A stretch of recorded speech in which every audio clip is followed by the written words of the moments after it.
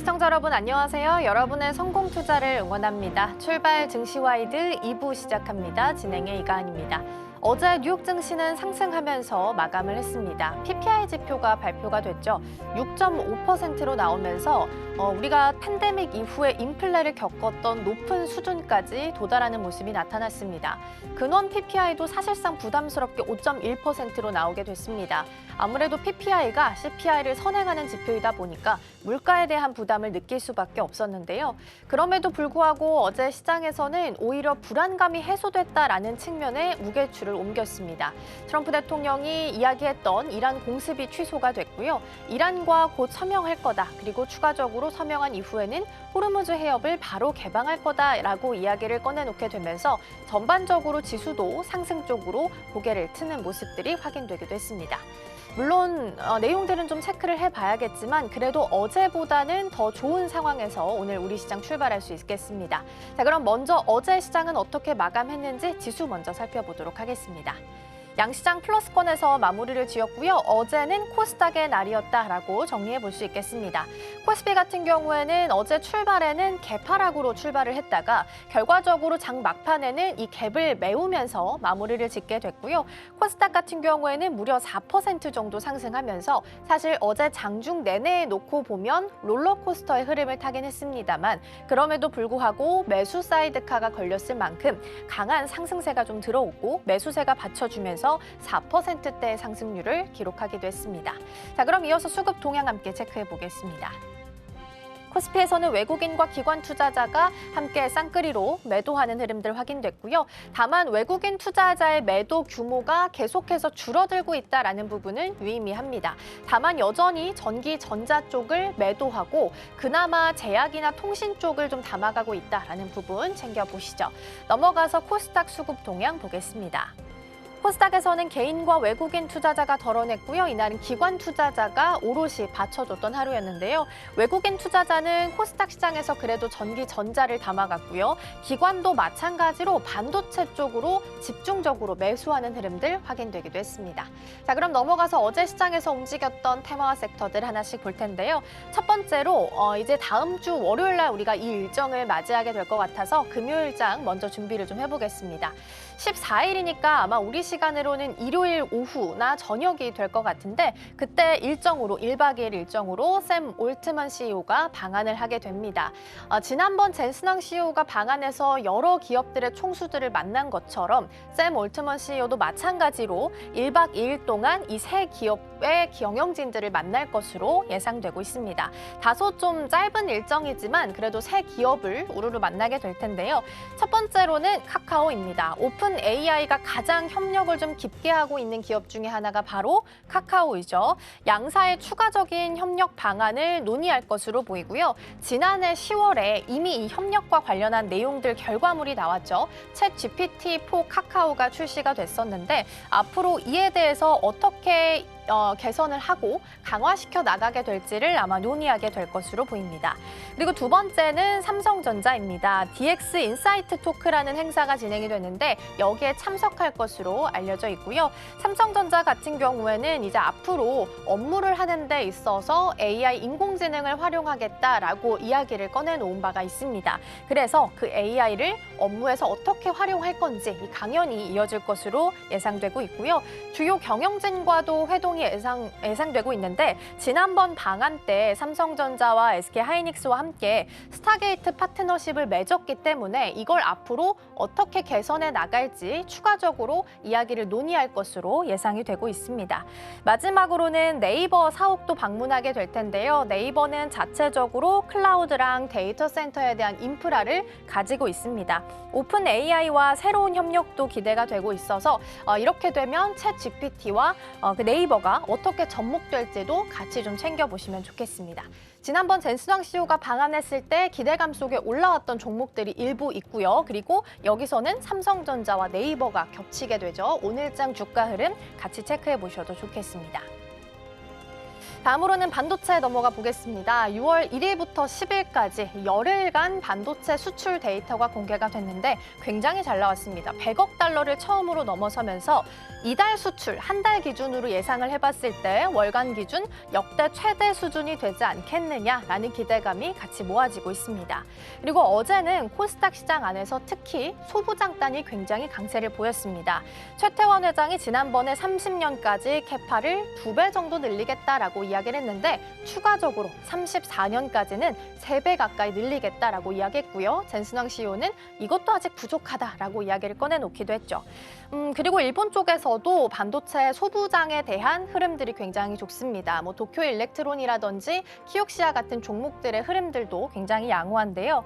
SK하이닉스는 키옥시아에 지난 2018년부터 간접적으로 지분을 확보하고 있는 상황입니다. 당시에 베인캐피탈이 주도하고 있었던 컨소시엄에 참여하게 되면서 지분을 간접적으로 취득하는 형태로 가고 있는 건데요. 근데 최근에 이 키옥시아가 낸드 플래시 업체로서 이 가치가 굉장히 크게 상승하게 됐습니다. 지금 수조 원대 평가 이익을 기록을 하게 된 상황이고요. 이 때문에 최태원 회장은 일본에 대한 반도체 산업에 추가적으로 투자할 의지 또한 어제 함께 밝히기도 했습니다. 근데 이제 다만 주의할 점도 있습니다. 당장 현금화할 수 있는 부분은 아닙니다. 베인캐피털이 운용하고 있는 펀드로 투자를 한 거기 때문에 SK하이닉스가 지분을 매각하고 싶다 하더라도 독자적으로 결정하는 것은 좀 어려울 수도 있겠다라고 이야기가 같이 나오고 있는 상황입니다. 자, 마지막으로는 엔터 관련한 쪽 볼 텐데요. 사실 올해 코스피가 80% 넘게 급등을 했는데 상대적으로 정말 못 갔던 섹터 중에 하나가 바로 엔터입니다. 그런데 증권가에서는 현재 엔터주가 과도한 저평가 구간에 있다라고 평가를 내리고 있습니다. 지금 AI 반도체 쪽으로 수급이 쏠리다 보니까 상대적으로 소외를 받고 있다라고 정리해 볼 수 있을 텐데 지금 빠진 내용들을 보면 하이브가 무려 40%, JYP 엔터가 덜 빠졌다 하더라도 지금 14% 정도 하락하고 있습니다. 이 증권가에서 나왔던 리포트를 보면 물론 저평가 구간에 있는 건 맞지만 사실 목표 주가는 하향 조정을 했습니다. 다만 8월 이후에는 앞으로 기대할 만한 강하게 반등이 나올 만한 요소들이 많다라고 코멘트를 내놨는데요. 다만 일각에서는 실적 개선이 실질적으로 우리가 볼 수 있는 숫자로 찍히는지를 끝까지 체크해 봐야 된다라는 조언의 목소리도 나오고 있습니다. 그러니까 공연도 하고 MD나 매출이 증가한다 하더라도 그게 정말로 플러스로 수익성 개선하는 데 도움이 될 수 있는지는 확인해야 된다라는 거고요. 이 반대적인 입장에서 본다면 엔터주가 반등이 나온다 하더라도 실적은 확인한 이후에 접근하는 게 좋겠다라고 정리를 좀 골고루 해보도록 하겠습니다. 자, 오늘은 엔터주 조금 더 자세하게 그리고 여러 가지 시각 쪽에서 좀 둘러볼 텐데요. 정호 앵커 상대적으로 코스피가 이렇게 날아가는 동안 엔터주는 저평가 구간에 있었습니다. 앞으로 8월 이후는 기대할 요소들이 많이 있다고 하는데 어떤 내용들이 있을까요? 네, 맞습니다. 증권가들에서도 현재 굉장히 긍정적인 코멘트를 남겨주고 있고요. 엔터주 관련해서 반등 신호들이 하나둘씩 포착되고 있는데요. 어제장 우리 장에서 엔터주들 흐름부터 하나씩 먼저 체크해 보겠습니다. 가장 많이 상승했던 종목은 우선 SM이 무려 21% 강하게 반등을 하게 됐습니다. 그 뒤를 이어서 YG 쪽에서도 10%대 그리고 하이브도 6%대 강세를 보이게 됐는데요. 사실 이런 흐름들의 뒤에 있는 배경부터 하나씩 살펴보겠습니다. 워낙 그동안 코스피가 가파르게 올라온 데 반면에 이 엔터주는 사실 굉장히 잘 못 갔었던 종목이기도 했습니다. 하이브 같은 경우에는 연초 대비 거의 40% 이상 밀려져 있는 상태였고요. YG도 36%, SM도 28%가량 굉장히 크게 못 가던 종목들이었습니다. 반면에 SK하이닉스, 삼성전자 같이 반도체 투톱들은 모두 80%, 43% 이상 굉장히 강하게 상승세를 보이고 있는데요. 같은 시장 안에서 정반대 흐름들이 나오고 있는 겁니다. 사실 이렇게 엔터주들이 소외가 됐었던 이유는 크게 세 가지 정도 요약해 볼 수 있는데요. 아무래도 앞서 언급드린 대로 현재 반도체 AI 쪽의 수급이 굉장히 극심하게 쏠려 있기 때문입니다. 이제는 반도체 투톱이 코스피 시총에서 차지하고 있는 비중이 50%를 넘어가고 있다고 합니다. 그야말로 반도체주가 이 시장 안에서 마치 블랙홀의 역할을 하듯이 자금을 굉장히 굉장히 많이 흡수하고 있는 거고요. 두 번째로는 BTS 광화문 공연이었습니다. 사실 정부가 예상했던 관객이 26만 명이었는데요. 막상 뚜껑을 열어보니까 실제로 집계된 관람객이 한 4만 명 정도에 그쳤다고 합니다. 그래서 이 공연 다음 날요, 이 하이브 주가가 무려 16% 가까이 급락하는 흐름들도 나오기도 했습니다. 다시 말해서 이 BTS 공연에 대해서 기대감보다는 실망감이 컸기 때문에 이 부분들이 주가에 반영이 된 거고요. 그리고 개별적인 악재들도 여기에 힘을 더해줬었죠. 아무래도 하이브의 이 방시혁 의장의 사법 리스크들이 계속해서 이어져 왔었고요. YG 같은 경우에는 블랙핑크 이후에 이 차세대의 눈에 띌만한 IP들이 아직 없기 때문에 성장 동력에 대한 우려감들이 주가에 반영이 됐습니다. 여기다가 24년도에도 사실 엔터주가 굉장히 잘 못 갔었는데요. 그때와 지금 어떤 차이가 있을까요? 우선 24년도에는 말 그대로 이유가 있던 하락이었습니다. 실적이 굉장히 나오지 못했기 때문에 이 실적 부진이 주가 하락으로 이어지게 된 건데요. 그런데 사실 지금 K-팝 인기 누가 말해도 굉장히 높은 인기를 끌고 있죠. 지금은 굉장히 호실적, 잘 나오고 있음에도 불구하고 멀티플 자체가 굉장히 크게 눌려있는 상황입니다. 실제로 예전에 한알령, 그리고 노제팬, 버닝썬이나 그리고 뉴진스 분쟁 같이 엔터주에 굉장히 큰 악재로 작용했을 때보다 지금은 주가가 더 낮게 거래가 되고 있다고 합니다. 다시 말해서 이런 역사적인 위기의 저점 대비해서 현재는 최대 30% 낮은 수준의 이 피어를 갖고 있다고 하는데요. 그럼에도 불구하고 K-팝 여전히 잘 나가고 있는데요. 다음 장표에서 그런 위상들 수치를 하나씩 살펴보겠습니다. 우선 최근에 컴백했던 이 BTS 아리랑 앨범이 나오게 됐죠. 굉장히 잘 나오게 됐는데 이 빌보드 200에서도 3주 연속 1위를 차지했고요. 그리고 이 아리랑 앨범에 있는 전 수록곡이 이 빌보드 핫 100 차트에 모두 차트인을 하게 되는 이 기염을 토하기도 했습니다. 그리고 초동 판매량도 역대 최고치를 기록했고요. 월드 투어는 전석이 매진된 것도 모자라서 추가적인 공연까지 늘려나가고 있습니다. 그래서 하이브 측에서는 이 BTS 공연 매출을 추정해 봤을 때 분기당 최대 3천억 원이 나올 것으로 현재 추정을 하고 있고요. 이뿐만이 아니라 현재 굉장히 가파르게 치고 올라오고 있는 5세대 신인들도 있습니다. 대표적으로 코르티스가 있겠는데요. 코르티스 같은 경우에는 미니 2집의 초동 물량이 벌써 230만 장을 돌파했다고 합니다. 그리고 하이브의 또 다른 신인이죠. 캐치아이 같은 경우에도 아메리칸 뮤직 어워즈에서도 신인상을 포함해서 3관왕을 차지할 정도로 현재 미국 안에서 특히나 굉장히 많은 인지도와 인기를 쌓아나가고 있습니다. 그리고 SM의 하츠투하츠나 그리고 YG의 베이비 몬스터 같은 경우에도 단기간에 밀리언셀러를 달성하기도 했는데요. 이렇게 과거의 고연차 아티스트보다 굉장히 더 빠른 속도로 신인 IP들이 성장하고 있다 보니까 구조적으로 수익화 속도가 굉장히 빨라지는 국면에 진입을 하고 있습니다. 하이브만 조금 더 떼어놓고 자세히 들여다보겠습니다. 우선 하이브 올해 1분기 실적을 보면요. 분기 기준으로는 역대 최고가 나왔습니다. 전년 동기 대비 거의 40% 가까이 상승하면서 6,983억 원을 차지하게 됐는데요. 영업 손실도 마찬가지로 사실 전년에는 흑자였는데 이제는 사실은 적자로 전환을 하게 됐습니다. 영업 손실이 있다는 점을 저희가 좀 눈여겨봐야 되는데요. 매출은 잘 나왔지만 영업 손실을 기록했다라는 점 자체가 사실 멀티플이 눌리는 이유로 꼽히고 있습니다. 다른 엔터사들도 마찬가지로 SM과 JYP, YG도 매출과 영업이익은 늘어났지만 사실 순이익은 줄어들고 있는 국면에 놓여져 있습니다. 다시 말해서 공연장은 현재 굉장히 꽉 차고 있는데 적자가 나오고 있다라는 건데요. 이제는 인기가 이 안정적인 현금 흐름으로 이어지고 있는 속도가 시장의 기대치보다는 못 미치고 있다라는 겁니다. 그래서 화제성보다는 이익률과 지속 가능한 수익 구조에 조금 더 초점을 맞춰야 될 때인데요. 사실 여기서 가장 또 주목해 볼 만한 점이 바로 MD, 굿즈 사업입니다. 이 굿즈 같은 경우에는 아티스트가 공연을 하지 않더라도 쉬더라도 계속해서 수익이 들어오고 있는 주된 수익원인데요. 지난해 대비해서 모든 엔터사 모두 MD, 지역과 품목을 다양화하고 있는 흐름들이 이어지고 있습니다. 다시 말해서 MD 매출이 잘 나오게 된다면 멀티플의 회복에 가장 큰 열쇠가 되는 만큼 MD 사업이 가장 큰 관건으로 떠오르고 있습니다. 다음 장표로 넘어가서 또 다른 이야기들 하나씩 만나보겠습니다. 사실 증권가에서 엔터주를 바라보는 시각들 제가 코멘트 몇 가지 좀 가져왔는데요.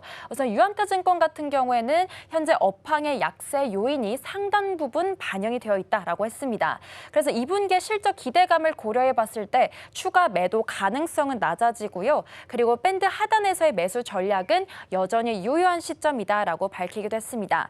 이뿐만이 아니라 하나증권 측에서도요. 최근에 엔터 4사의 목표 주가를 모두 하향 조정하긴 했지만 동시에 비중 확대를 동시에 권유하기도 했는데요. 다시 말해서 8월 이후에는 강한 반등이 예상이 되고 있기 때문에 이 부분에 대해서 앞으로 조금 더 주목해 볼 만한 필요가 있다라는 뜻으로 저희가 볼 수 있습니다. 그도 그럴 것이 사실 이 하반기에 반등을 좀 예상해 볼 수 있는 다양한 모멘텀들이 예상이 되어 있습니다. 우선 8월 같은 경우에는 에스파와 빅뱅이 공연이 예정이 되어 있는데요. 에스파 같은 경우에는 세 번째 월드 투어가 시작이 됩니다. 서울 고척 스카이돔에서 공연을 시작을 하면서요. 25개 도시를 돌게 되고요. 그리고 8월에는 빅뱅 20주년 투어도 재개가 됩니다. 그리고 하반기에는요. 이 하이브의 BTS 월드 투어가 북미나 유럽 그리고 남미 동남아 쪽으로 투어를 확장해서 진행될 예정이고요. 그리고 하반기에는 또 이 JYP의 스트레이키즈 활동이 재개가 됩니다. 스트레이키즈 같은 경우에는요. 이 빌보드를 합산해 봤을 때 K-팝 월드 투어 매출 1위를 달성했던 그룹이기도 하고요. 그리고 3분기에는 또 YG 신규 보이그룹 런칭까지 예정이 되어 있습니다. 그래서 이렇게 멀티플이 회복이 되기 위해서는요. 현재 증권가에서는 세 가지 조건을 추가적으로 언급하기도 했습니다. 앞서 언급드린 이 MD 앱출에 대해서요. 견조하고 지속적인 성장이 보장이 되어야 됩니다. 단순히 일회성 서프라이즈가 아니라요. 이 부분에서 얼마나 좀 견고하게 잘 쌓아 나가느냐가 다음번 반등을 주도할 것으로 보고 있고요. 그리고 두 번째로는 5세대 저연차 아티스트들의 컴백입니다. 아무래도 사실 고연차 IP보다는요. 이 저연차가 치고 올라오는 속도가 굉장히 빠르기 때문에 상대적으로 엔터사들이 현재 의존하고 있는 고연차 아티스트들의 의존도를 낮춰줄 수 있는 역할로 이 단기간에 밀리언셀러를 내는 신세대들을 꼽고 있고요. 그리고 세 번째 같은 경우에는 하이브의 2분기 실적입니다. 아무래도 하반기에 실적이 잘 나와야 이 대형주인 하이브를 시작으로 해서요. 3사도 반등 시도가 가능해지기 때문에 현재 증권가에서도 이 하이브의 2분기 실적에 굉장히 주목을 하고 있습니다. 다음 장표로 넘어가서요. 마지막 이야기 투자 포인트들까지 짚어보겠습니다. 사실 현재 밸류에이션 굉장히 낮은 상태입니다. SM, JYP, YG 같은 경우에는요. 상장 이후에 가장 최저치를 달성한 상태인데요. 증권가에서도 현재 엔터사 밸류 관련해서 상당한 저평가 국면에 놓여 있다라고 말하기도 했습니다. 대표적인 엔터 4사들 간단히 이야기를 확인해 볼 텐데요. 하이브 같은 경우에는 증권사들의 이 최선 호주로 꼽고 있는 종목이기도 합니다. 하이브 같은 경우에는 1년에 무려 3팀씩 대비가 가능하도록 내부적으로 시스템이 굉장히 잘 구축되어 있고요. 그리고 언급드린 대로 BTS 공연 관련해서 현재 매출이 분기당 3천억 원 정도의 파급 효과가 생길 것으로 추정이 되고 있습니다. 다만 여전히 리스크가 공존하고 있습니다. 방시혁 의장에 대한 사법 리스크는 지속적으로 저희가 모니터링 해봐야 될 것 같고요. YG 같은 경우에는 3분기 빅뱅이 가장 큰 관건으로 꼽히고 있습니다. 하나증권 측에서는 YG 엔터 관련해서 신인 성과에 따라 상승 베타가 가장 높다라고 말하기도 했고요. 이 빅뱅의 20주년 컴백과 그리고 신규 보이그룹 런칭이 얼마나 잘 될지가 YG의 앞으로 주가를 좀 이끌어줄 것으로 보고 있고요. 그리고 세 번째로는 SM 엔터테인먼트입니다. SM 엔터테인먼트 같은 경우에 증권가에서 단기적으로 봤을 때 가격 매력도가 가장 높은 종목이다라고 이야기를 했는데요. 사실 하나증권 측에서 가격이 현재 과하게 저평가되어 있다라는 코멘트로 인해서 어제 SM이 21% 가까이 급등했던 배경이 되어주기도 했습니다. SM 같은 경우에는 현재 8월에 에스파 세 번째 월드 투어 그리고 엑소가 복귀한 지 한 2년 반 정도가 됐는데 벌써 앨범이 100만 장을 달성했습니다. 이런 호재들로 인해서 하반기 조금 더 주목해 볼 만한 필요가 있겠고요. 마지막으로 JYP 같은 경우에는 가장 방어적인 선택지로 꼽히고 있습니다. 사실 4사와 비교해 봤을 때는요. 연초 대비 낙폭이 한 14% 정도밖에 되지 않아서 굉장히 적은 폭에 속하기도 했는데요. 현재는 트와이스 팝업 스토어나 캐릭터 협업 MD 사업이 확장되고 있고요. 여기다가 스트레이트 키즈의 월드 투어까지 발표가 되고 있기 때문에 이런 부분들이 JYP 핵심 촉매제로 작용이 되지 않을까 현재 기대감들 모아주고 있습니다. 네, 사실 오늘 이렇게 K-팝 그리고 엔터주 전반적인 이야기 나눠봤는데요. K-팝의 인기는 두말을 할 필요 없이 당연히 보장되어 있는 카드로 꼽히고 있죠. 그런 만큼 앞으로의 K-엔터주들 조금 더 주목해보면 좋겠습니다.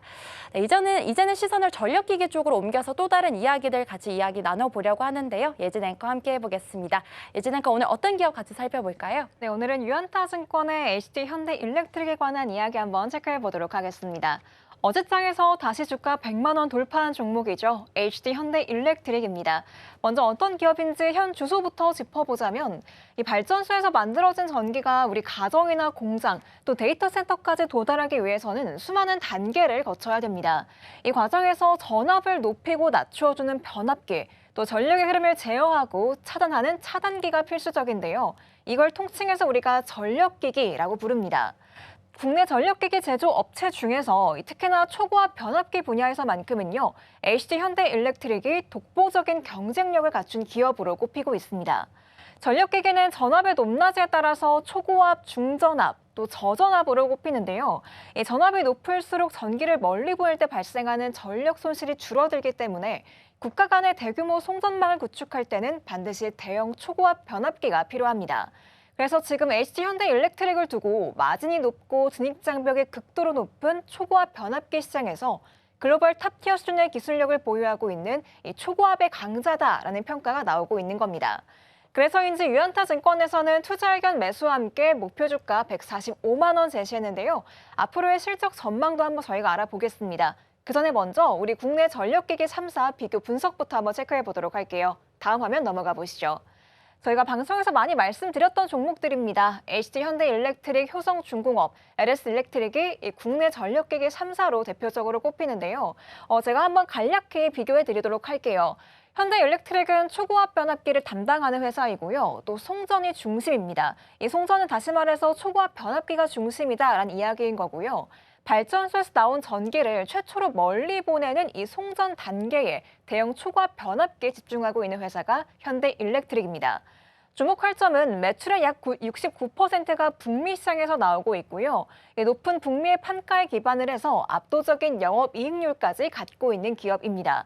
그렇기 때문에 지금 북미 송전망 투자의 최대 수혜주로 꼽히는 게 현대일렉트릭에 해당한다. 이렇게 보시면 되겠습니다. 효성중공업은 글로벌 영토 확장, 또 다변화의 귀재다라고 제가 요약을 해봤습니다. 효성중공업 역시 초고압 변압기를 중심으로 운영이 되는 회사이고요.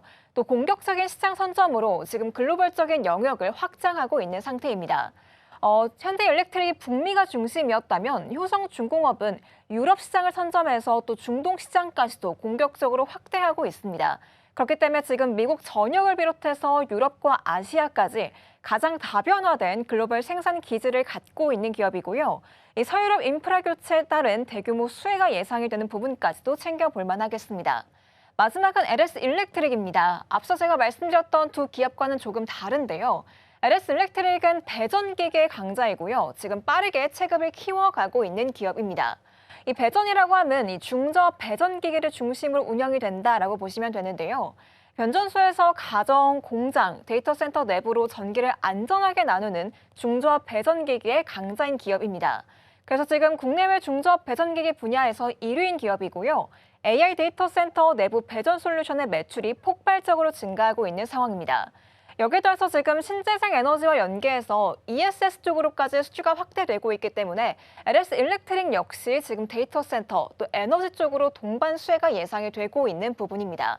이렇게 세 가지 기업을 저희가 나눠서 좀 보고 왔는데요. 한 문장으로 요약을 해보자면 지금 HD현대일렉트릭은 북미 송전의 초격차를 줄이고 있고 효성중공업은 글로벌 다변화, LS트릭은 배전의 절대 강자다. 이렇게 해석해 보시면 되겠습니다. 그런데 지금 유안타증권에서 HD현대일렉트릭을 콕 집어서 주목한 이유는요. 바로 여기서 말씀드렸던 초고압 변압기가 지금 글로벌 시장에서 가장 쇼티지가 많이 일어나고 있는 분야이기 때문이라고 합니다. 그래서인지 앞으로의 실적까지도 긍정적이라고 하는데요. 다음 화면 넘어가 보겠습니다. 유안타증권에서는 HD현대일렉트릭 올해 2분기 매출액을 1조 1,077억 원으로 전망을 했습니다. 지난해 같은 기간과 비교했을 때 무려 22.2%나 증가한 수치에 해당하는데요. 이번 2분기 영업이익은 더 주목할 만합니다. 지난해 동기 대비해서 42.5% 급증한 2,981억 원에 달할 거라고 추정하고 있습니다. 이걸 영업이익률로 환산한다면 무려 26.9%에 육박하는 수치인데요. 제조업 기반의 기업이 27%에 달하는 영업이익률을 기록한다는 건 이 독점적인 시장 지배력 또 압도적인 고마진 제품 믹스가 아니고서는 불가능한 영역에 해당을 합니다. 그런데 지금 2분기 실적이 전분기 대비로도 다시 한번 개선이 된 배경이 여기 있는데요. 그동안 일시적으로 연기됐던 이연 물량들이 본격적으로 실적에 반영되기 시작했습니다. 또 마진이 가장 좋은 초고압 변압기 중심 포트폴리오가 현재 굳건하게 유지가 되고 있는 상태이고요. 그래서 올해 연간 실적과 내년 실적 전망치를 보면 이 회사의 우상향 곡선은 더욱더 가팔라질 거다라고 전망을 하고 있습니다. 올해 연간 연결 매출액은요, 작년보다 12.6% 늘어난 4조 5,926억 원에 해당할 것으로 보이고, 영업이익은 28.8% 증가한 1조 2,325억 원으로 추정이 되고 있습니다. 그래서 연간 영업이익률 역시 26.8%로 고공행진을 이어갈 거다라는 것이 유안타 증권의 전망이었습니다. 그런데 여기서 또 중요한 부분은요, 이게 끝이 아니라 하이라이트는 바로 내년이라고 합니다. 다음 화면 넘어가 보도록 할게요. 실적 전망에 있어서 내년이 하이라이트인 이유는요, 내년의 매출액을 5조 1,871억 원으로 5조 원 시대를 열 걸로 전망하고 있기 때문입니다. 특히 영업이익은 올해 추정치보다 27.5% 더 증가한 1조 5,712억 원에 달할 거라고 하고 있는데요. 이 시기가 된다면 영업이익률이 무려 30.3%까지 뛰어오를 거기 때문에 이익의 레벨이 한 단계 더 구조적으로 퀀텀 점프할 것이라는 게 바로 유안타 증권의 분석입니다. 그렇다면 여기서 한 가지 의문이 드실 수 있을 것 같아요. 그동안 주가 많이 올랐는데 지금 진입하기에는 밸류 부담이 좀 크지 않을까 걱정하실 수 있을 것 같은데요. 유안타 증권 측에선 현재 HG현대일렉트릭의 주가가 28년 예상 실적 기준 PER 23배 수준에 머물러 있다고 진단하고 있습니다. 과거 주가 급등했던 시기의 밸류와 비교한다면 오히려 절대적인 부담이 크게 완화된 구간이란 의미인 건데요. 북미 시장의 압도적인 수주 잔고 또 대규모 증설 효과를 감안한다면 현재 주가에 부여된 프리미엄은 여전히 정당화 가능하고 또 매수의 매력도가 매우 높다는 평가를 내놨습니다. 그렇다면 이렇게 좀 확실한 매수 근거를 제시할 수 있었던 이유가 있겠죠? 다음 화면 넘어가서 체크해 보도록 하겠습니다. 리포트에서 총 3가지의 매수 근거가 나와 있는데요. 그 첫 번째 근거로는 765kV의 초고압 기술력을 꼽을 수가 있겠습니다. 이 수주 흐름의 핵심이기도 한데요. 현대일렉트릭의 올해 1분기 수주 물량 중 미국 시장이 차지하는 비중이 69%로 압도적으로 높았습니다. 이 중에 저희가 좀 다시 설명해 보자면 10건 중에 7건에 가까운 수주가 세계에서 가장 까다롭고 또 거대한 전력 시장인 미국에서 나오고 있다라고 해석해 볼 수가 있겠는데요. 765kV는 송전선로에 흐르는 전압이 76만 5천 볼트란 뜻으로 상업용 전력망 중에서는 세계 최고 전압 수준의 초고압에 해당합니다. 그렇다면 왜 미국의 전력망 시장이 이 765kV에 열광하고 있는 걸까요? 지금 미국은 이 3가지 메가 트렌드가 뒤섞여 있는 상태입니다. 첫 번째는 AI 데이터 센터가 전 세계의 전기를 빨아들이면서 지금 전력 수요가 폭증하고 있는 상황이고요. 또 미국의 기존 송배 전망의 70% 이상이 설치가 된 지 3, 40년이 지난 노후 전력망이기 때문에 대규모 교체 주기가 도래한 상황입니다. 또 마지막으로는 신재생 에너지 발전소에서 생산된 전력을 대도시로 끌어오기 위한 신규 송전망 투자가 반드시 발생할 수밖에 없는 상황인데요. 문제는 이 대형 765kV 초고압 변압기를 만들 수 있는 제조사가 지금 전 세계적으로 얼마 되지 않습니다. 그렇기 때문에 지금 공급자 우위 시장이 형성이 됐고 이는 곧 현대일렉트릭이 부르는 게 값이 되는 수주 믹스 개선 효과로 이어질 것이다 라는 게 첫 번째 매수 근거였습니다. 그럼 저희 다음 화면 넘어가서 두 번째 매수 근거도 한번 체크해 보도록 할게요. 두 번째는 대규모 캐파 증설입니다. 그렇기 때문에 지금 실적의 가시성이 높아질 수밖에 없겠죠. 자세한 내용 보자면 현대일렉트릭은 늘어나는 글로벌 수요에 대응하기 위해서 과감한 증설 투자를 단행했습니다. 특히 미국 공장에 대한 투자 규모를 기존 2천억 원에서 3천억 원으로 크게 확대했는데요. 이에 따라 미국 공장의 매출 기여 효과 역시 기존 예상치였던 1천억 원에서 2천억 원으로 2배가량 상향 조정이 됐습니다. 여기에 국내 공장 증설을 통해서 추가된 효과가 약 2천억 원인데 이것까지 더하게 된다면 한미 양국에서 총 4천억 원 규모의 새로운 매출 확대 여력이 생기게 되는 겁니다. 리포트에서 언급이 되었던 이 4천억 원 규모의 매출 확대 여력이라는 수치는요. 어디까지나 이 과거의 보수적인 제품 가격을 기준으로 산정이 된 수치입니다. 최근 미국의 변압기 공급 부족으로 인해서 판가가 계속 상승하고 있다는 점을 감안한다면 증설 완료 이후에 실제로 공장이 가동되었을 때 매출 기여도는요. 훨씬 더 추가 상향될 가능성이 높다는 겁니다. 그래서 내년 이후에 실적 가시성, 신뢰도가 한층 더 높아졌다, 이렇게 볼 수가 있겠습니다. 그럼 저희 마지막으로 세 번째 매수 근거 체크해 보도록 할게요. 세 번째 근거는 데이터 센터 수혜입니다. 이 초고압을 넘어서서 배전과 온사이트 발전기로 확장되고 있는 데이터 센터 수혜인데요. 이 관련된 수요가 결코 초고압에만 국한되지 않는다는 점을 증권사에선 지적하고 있습니다. 데이터 센터 건설이 지금 전 세계적으로 본격화되면서 빅테크 기업들은 단순히 송전망에 들어가는 초고압 변압기뿐만이 아니라 배전 변압기, 또 배전 기기까지 일괄적으로 묶어서 공급받기를 원하고 있습니다. 근데 지금 HD현대일렉트릭이 글로벌 최고 수준의 전력 변압기 공급 능력을 무기로 쥐고 있잖아요. 이 초고압 변압기를 공급해주면서 우리 배전 변압기, 배전 기계도 같이 한번 써보세요. 이렇게 글로벌 빅테크 고객사에게 패키지 제안을 할 수 있는 강력한 협상력을 갖게 된 겁니다. 여기에 더해서 계열사인 현대중공업과의 시너지도 꼽을 수가 있겠는데요. AI 데이터 센터는 24시간 동안 단 1초도 전원이 끊기면 안 됩니다. 그래서 비상용 자가 발전 시스템이 필요한데 최근 현대중공업이 데이터 센터형 엔진 발전 프로젝트를 확대하고 있는 상황이죠. 이 엔진 발전기에 들어가는 부품인 이 발전기를 바로 현대일렉트릭이 공급을 하게 됩니다. 그렇기 때문에 정리해보자면 이 북미 초고압 변압기, 또 배전기계 패키지, 온사이트 발전기까지 HD현대일렉트릭 충분히 매수할 만하다라고 볼 수가 있겠습니다. 그럼 저희 마지막으로 어제장에서 현대일렉트릭 어떻게 마감했는지 종가 상황 한번 체크해 보도록 할게요. HD현대일렉트릭 어제장에서 5% 가깝게 오르면서 103만 3천 원의 종가를 형성했습니다. 그런데 지금 프리장에서 5% 넘게 강세 흐름 이어가고 있으니까요. 오후장까지 지켜보셔야겠습니다. 지금까지 YD 리포트였습니다.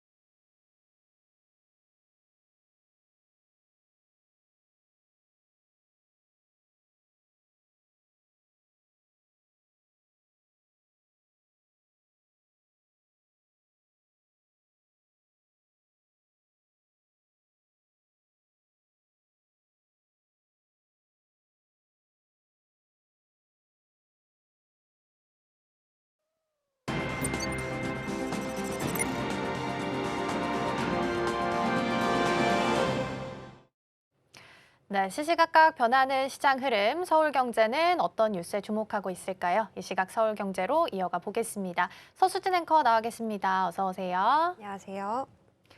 네, 삼성전자 이야기로 시작을 좀 해보겠습니다. 앞서 제가 브리핑에서 언급드렸던 것처럼 6월 1일부터 10일까지 반도체 수출 데이터가 공개가 됐고요. 월간 기준으로 예상을 해본 결과 월간 기준으로도 역대 최대가 되지 않겠느냐라는 이야기가 나오고 있습니다. 자세한 수치와 내용 좀 짚어주실까요? 네, 이번에 관세청이 발표한 통계에 따르면 6월 1일부터 10일까지의 대한민국 총 수출액이 286억 달러를 기록하면서 전년 동기 대비해서 85% 정도 급증했습니다. 이것은 기존의 최고 기록이었던 4월에 252억 달러를 크게 넘어서는 수치인데요. 이와 같은 기록적인 수출 성장을 주도했던 핵심 품목이 바로 반도체였습니다. 해당 기간의 반도체 수출액이 110억 6,800만 달러로 집계가 됐고 전년 동기 대비해서 205% 폭증한 수치이자 전월 같은 기간에 85억 3,900만 달러와 비교했을 때도 거의 30% 증가한 규모입니다. 전체 수출에서 반도체가 차지하는 비중 또한 38.7%로 확대가 되면서 1년 전보다 15.1%포인트 상승했는데요. 삼성전자가 주도하고 있는 메모리 반도체 시장의 강력한 수요가 관련 제품군의 연쇄적인 수출 증가로 확인되고 있습니다. 반도체를 기반으로 제작되는 고성능 대용량 저장 장치인 SSD의 수요가 AI 데이터 센터 확충과 맞물리면서 폭발적으로 늘어나게 됐고요. 이로 인해서 SSD가 포함된 이 컴퓨터 주변 기기 수출이 1년 전 대비 259% 급증했습니다. 주요 글로벌 시장 데이터 역시 긍정적입니다. 삼성전자의 주요 수출 대상국인 중국으로의 수출이 101% 증가하면서 가장 높은 상승률을 보였고요. 미국이 54%, 베트남이 102%, 유럽연합이 46%, 대만이 134% 등 전 세계 모든 거점 시장에서 수출이 고르게 증가했습니다. 반면에 수입액은 원유와 가스, 석탄 등으로 에너지 수입이 39% 증가하게 되면서 234억 달러를 기록했고 전년 동기 대비해서 35% 정도 늘어나는 데 그쳤습니다. 결과적으로 수출 증가폭이 수입 증가폭을 압도하게 되면서 무역 수지 흑자가 53억 달러 흑자를 기록하게 됐고 전월 전체 무역 수지인 12억 달러 정도로 비교를 했을 때 4배 가까이 늘어난 수치입니다. 이러한 데이터는 글로벌 빅테크 기업들이 서버용 고용량 D램과 또 대용량 SSD를 대규모로 구매하고 있고 고가 제품 중심의 공급 계약이 원활하게 이루어지고 있음을 명확하게 증명해주고 있습니다. 네, 반도체 수출 비중만 보면 지금 38.7%입니다. 그러니까 흑자를 견인하는 데 있어서 가장 중요한 역할을 좀 하고 있는 건데요. 그리고 이제 올트먼 CEO의 방한 소식도 앞서서 좀 전달을 드렸는데 삼성전자의 경영진과도 회동할 것으로 알려져 있습니다. 이전 방한 때 스타게이트에 대한 협력 이야기가 살짝 나왔기 때문에 앞으로 어떻게 진행하게 될지도 구체적으로 논의할 것으로 예상되고 있는데요. 시장에서는 어떤 내용들 예상하고 있을까요? 네, 업계 정보에 따르면 오픈 AI가 이 샘 올트먼 최고 경영자가 와서 6월 14일 오후에 방한을 한다고 합니다. 다음 날인 6월 15일까지 1박 2일간의 일정을 진행하게 되는데 6월 15일에는 경기 수원에 위치한 삼성전자 디지털시티를 방문해서 디바이스 경험 DX 부문 임직원들을 대상으로 DX 인사이트 토크 강연을 진행할 예정입니다. 삼성전자가 최근 사내에 챗 GPT 그리고 제미나이 엔터프라이즈, 클로드 등의 외부 생성형 AI 서비스를 공식 도입한 것에 맞춘 행보로 보여지는데요. 공식 일정 중에 가장 주목할 부분은 이 전영현 메모리 사업부장과 노태문 사장을 비롯해서 삼성전자 주요 경영진과의 비공개 회동입니다. 이번 회동에서는 양사가 작년 10월에 글로벌 AI 핵심 인프라 구축을 위해서 상호 협력하기로 서명했던 의향서, 그러니까 스타게이트 파트너십의 구체적인 후속 조치가 심도 있게 논의될 전망입니다. 스타게이트 프로젝트는 오픈 AI가 미국의 소프트웨어, 그리고 클라우드 기업 오라클, 일본의 투자회사 소프트뱅크와 연합을 해서 미국 내의 초대형 AI 데이터 센터를 구축하는 사업인데요. 4년간 무려 5천억 달러, 한화로 726조 원의 막대한 자금이 투입되는 프로젝트입니다. 거대한 AI 프로젝트를 구동하기 위해서 초고속 연산 처리가 가능하면서도 전력 소모를 최소화할 수 있는 고성능, 대용량 메모리 반도체가 필수적인 상황인데 이 오픈 AI는 스타게이트 프로젝트의 안정적인 운영을 위해서 반도체 원판인 웨이퍼 기준으로 월 90만 장 규모의 고성능 D램 공급 능력이 필요할 것으로 추산되고 있습니다. 이에 따라서 삼성전자는 HBM을 포함해서 최첨단 메모리 칩의 생산 라인을 확대하고 이 오픈 AI의 고급 AI 모델 구동에 특화된 고성능 제품 공급 계약을 구체화할 것으로 보입니다. 비록 이재용 회장은 현재 유럽 출장 중이어서 대면 미팅 성사는 어려울 것으로 보이긴 하지만 긴밀한 이 최고 경영진 간의 실무 협의를 통해서 대규모 장기 공급 계약의 세부 조항들이 확정될 가능성까지 지켜보셔야 되겠습니다. 네, 아무래도 대형 프로젝트이기 때문에 만약에 내용들이 좀 구체화되게 된다면 시장에 파급력 있게 미치지 않을까 싶습니다. 일단 목표 주가는 증권가에서 한 40만 원, 42만 원까지 이야기가 좀 나오고 있는 상황인데요. 삼성전자의 수익성 다변화 전략은 어떻게 끌고 가고 있을까요? 네, 이번에 대만 IT 매체 보도에 따르면요. 고성능 D램 규격인 DDR5의 가격 강세가 향후 최소 2년간 높은 수준을 유지할 것이다라는 구체적인 전망이 나왔습니다. AI 서버와 대규모 데이터 센터의 수요가 짧은 기간 안에 급증하게 되면서 차세대 D램인 DDR5의 공급 부족 현상이 심화되고 있기 때문인데요. 현재 삼성전자를 비롯해서 글로벌 주요 메모리 제조사들은 수익성이 극대화된 AI 서버용 HBM 그리고 DDR5 생산에 모든 제조 역량을 집중하고 있습니다. 이로 인해서 기존 PC 등에 주로 쓰였던 구형 규격이었던 DDR4는 생산 우선순위에서 밀리게 됐고 공급량이 감소하는 추세고요. 범용 D램 시장 전반의 공급 제한을 유발해서 전체적인 가격 동반 상승을 이끌고 있습니다. 현재 시점인 2분기에 주목해야 할 핵심 지표는 낸드 플래시 시장의 폭발적인 성장세인데요. 시장 예측에 따르면 2분기 들어서 이 SSD 수요가 급증함에 따라 고부가 가치 낸드 플래시의 제품군의 수익성이 기존 시장 중심이었던 HBM의 수익성을 상회할 수 있을 것으로 전망되고 있습니다.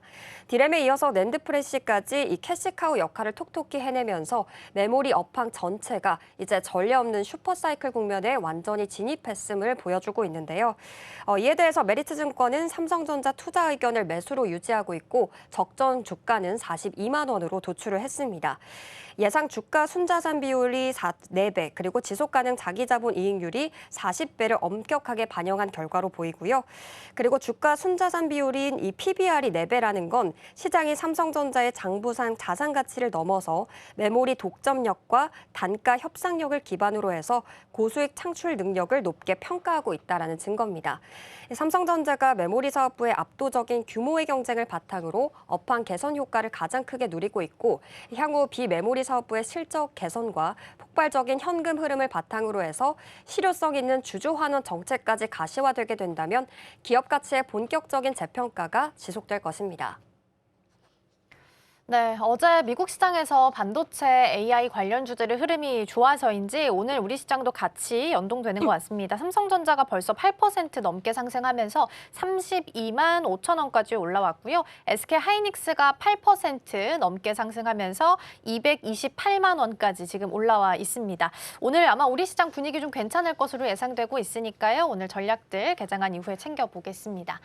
넘어가서 조선업 이야기해보도록 하겠습니다. 최근 전 세계에 대한 선박 발주량이 크게 늘어나면서 국내에 있는 조선사들의 경쟁력이 확대되고 있다는 이야기는 들려옵니다. 사실 주가가 이를 그렇게 반영하지는 못하는 실정이긴 한데요. 구체적인 발주 현황 먼저 체크해보겠습니다.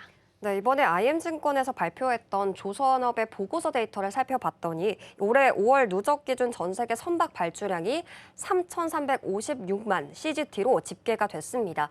선박의 건조 난이도를 고려해서 표준선 환산 톤수인 CGT 기준으로 전년 동기 대비해서 62% 증가한 수치고요. 이것은 2022년 이후에 최근 5년 내 가장 강한 발주세입니다. 특히 이란발 지정학적인 위험 요인으로 해상 운임이 급등하게 되면서 원유를 실어 나르는 초대형 원유 운반선인 VLCC와 또 액화 천연가스인 LNG 운반선의 발주가 전체의 43%를 차지하면서 시장의 회복을 이끌고 있습니다. 발주량이 선박 건조 공간인 도크의 수용 능력을 넘어서게 되면서 선박 가격을 뜻하는 선가 역시 2개월 연속 상승세인데요. 최근 저점 대비해서 2개월 만에 초대형 원유 운반선의 선가가 4.4%, LNG 운반선은 1.4% 올랐습니다. 이로 인해서 국내 대형 조선사들의 수주 달성률도 빠르게 올라오고 있는 상황인데요. HD현대중공업은 올해 상선 수주 목표의 94%를, 삼성중공업은 91%를 이미 달성하면서 사실상 연간 목표 초과 달성이 확정적입니다. 시장에서는 선가 상승과 탄탄한 수주 잔고를 바탕으로 2028년으로 예상이 됐던 실적 최고점이 2029년까지 연장될 수 있다고 분석하고 있습니다. 다만 시장은 과도한 기대감은 경계를 하고 있는데요. 상반기 조선업 주가가 데이터 센터 발전 설비 공급이나 국방부의 핵 추진 잠수함 개발 계획 같은 특정 호재에 반응해서 10% 이상 급등했다가 일주일 만에 하락했던 사례가 있습니다. 그렇기 때문에 단기적인 테마보다는 실제 선박 건조를 통해서 마진 창출의 데이터 그리고 본업의 장기 수주 실적에 시장이 더욱더 집중하고 있는 상황입니다. 네, 요즘에는 수주 소식이 나와도 조선업들의 반응이 크진 않은 상황이긴 합니다. 그래도 고가로 해서 이제 수주를 좀 받고 있다라는 이야기는 계속 들려오고 있는 상황이고요. 어제 이제 애프터마켓에서 단독 뉴스가 하나 나왔습니다. 물론 추가적인 보도는 좀 봐야겠지만 한화오션이 한국형 차기 구축함 사업에 있어서 설계와 건조 우선 협상 대상자로 선정이 됐다라는 이야기가 나오면서 애프터에서 한 7% 정도 오름세를 시연을 좀 했습니다. 일단 일단 단독 뉴스라서 주의는 필요하지만 뉴스 내용 먼저 체크해 보겠습니다. 네, 이번에 방위사업청에서 6월 11일 KDDX 상세 설계와 선도함 건조사업 제안서 평가 결과를 한화오션을 우선 협상 대상자로 선정했다라고 공식 통보했다는 소식이 나왔습니다. 이 KDDX 사업은 2030년까지 총 7조 8천억 원을 투입해서 첨단 레이더망으로 다수의 적을 동시에 탐지하고 공격할 수 있는 6,000톤급의 이지스 구축함 6척을 순수 국내 기술로 건조하는 대규모 방위력 개선 프로젝트입니다. 평가 결과 이 한화오션이 경쟁사인 HD현대중공업을 0.58점 차이로 앞섰는데요. 이번 승부를 가른 결정적인 요인은 다름 아닌 보안 감점이었습니다.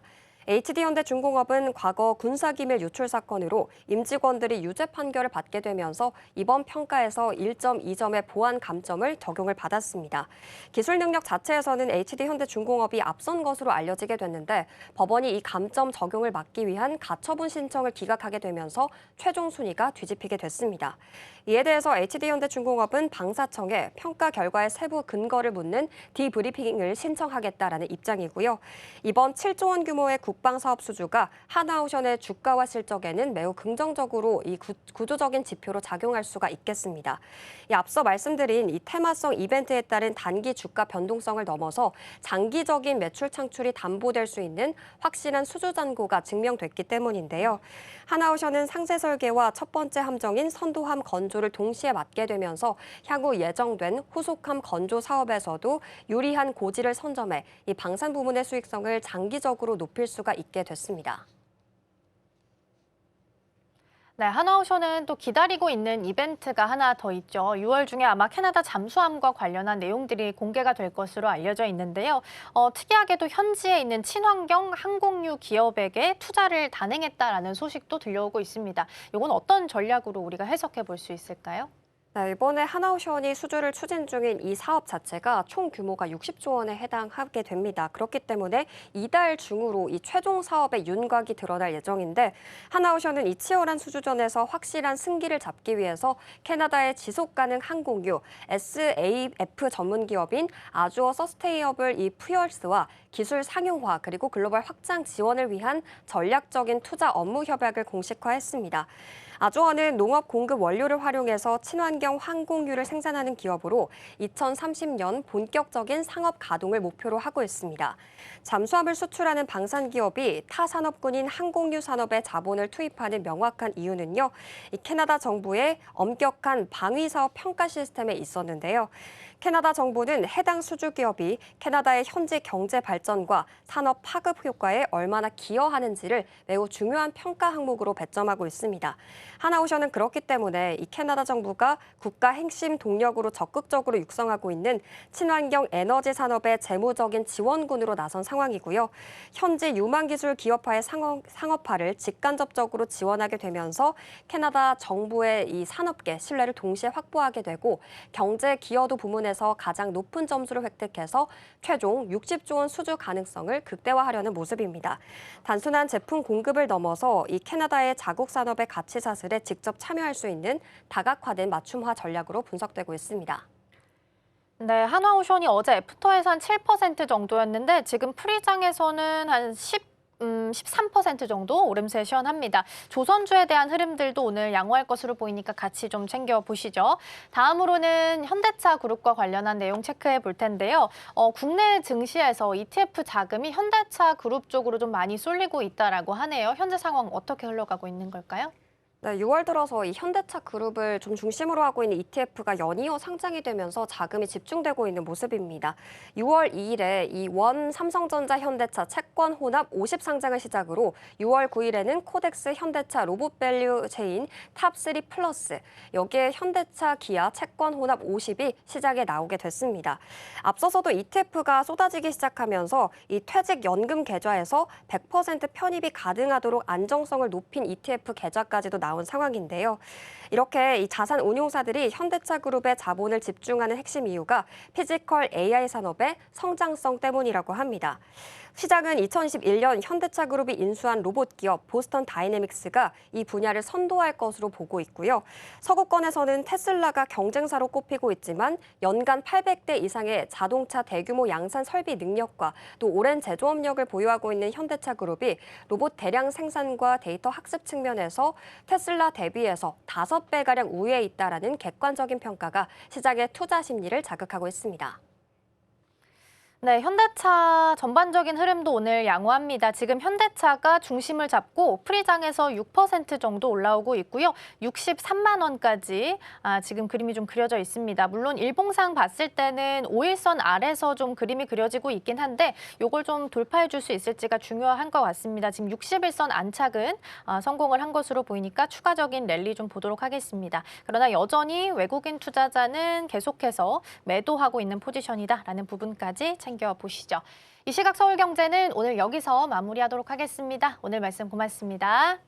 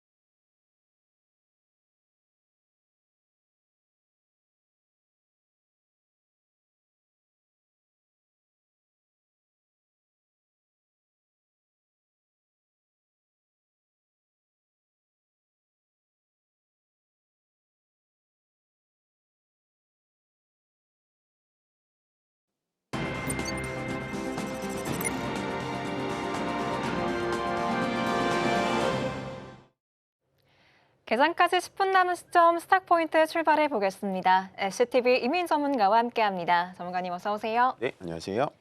네, 간밤 뉴욕 증시 일제히 상승세로 마무리 지었습니다. 이란과의 협상 타결 기대감이 커지면서 국제 유가 급락했고요. 또 미국의 국채 금리 역시 하락세를 보였습니다.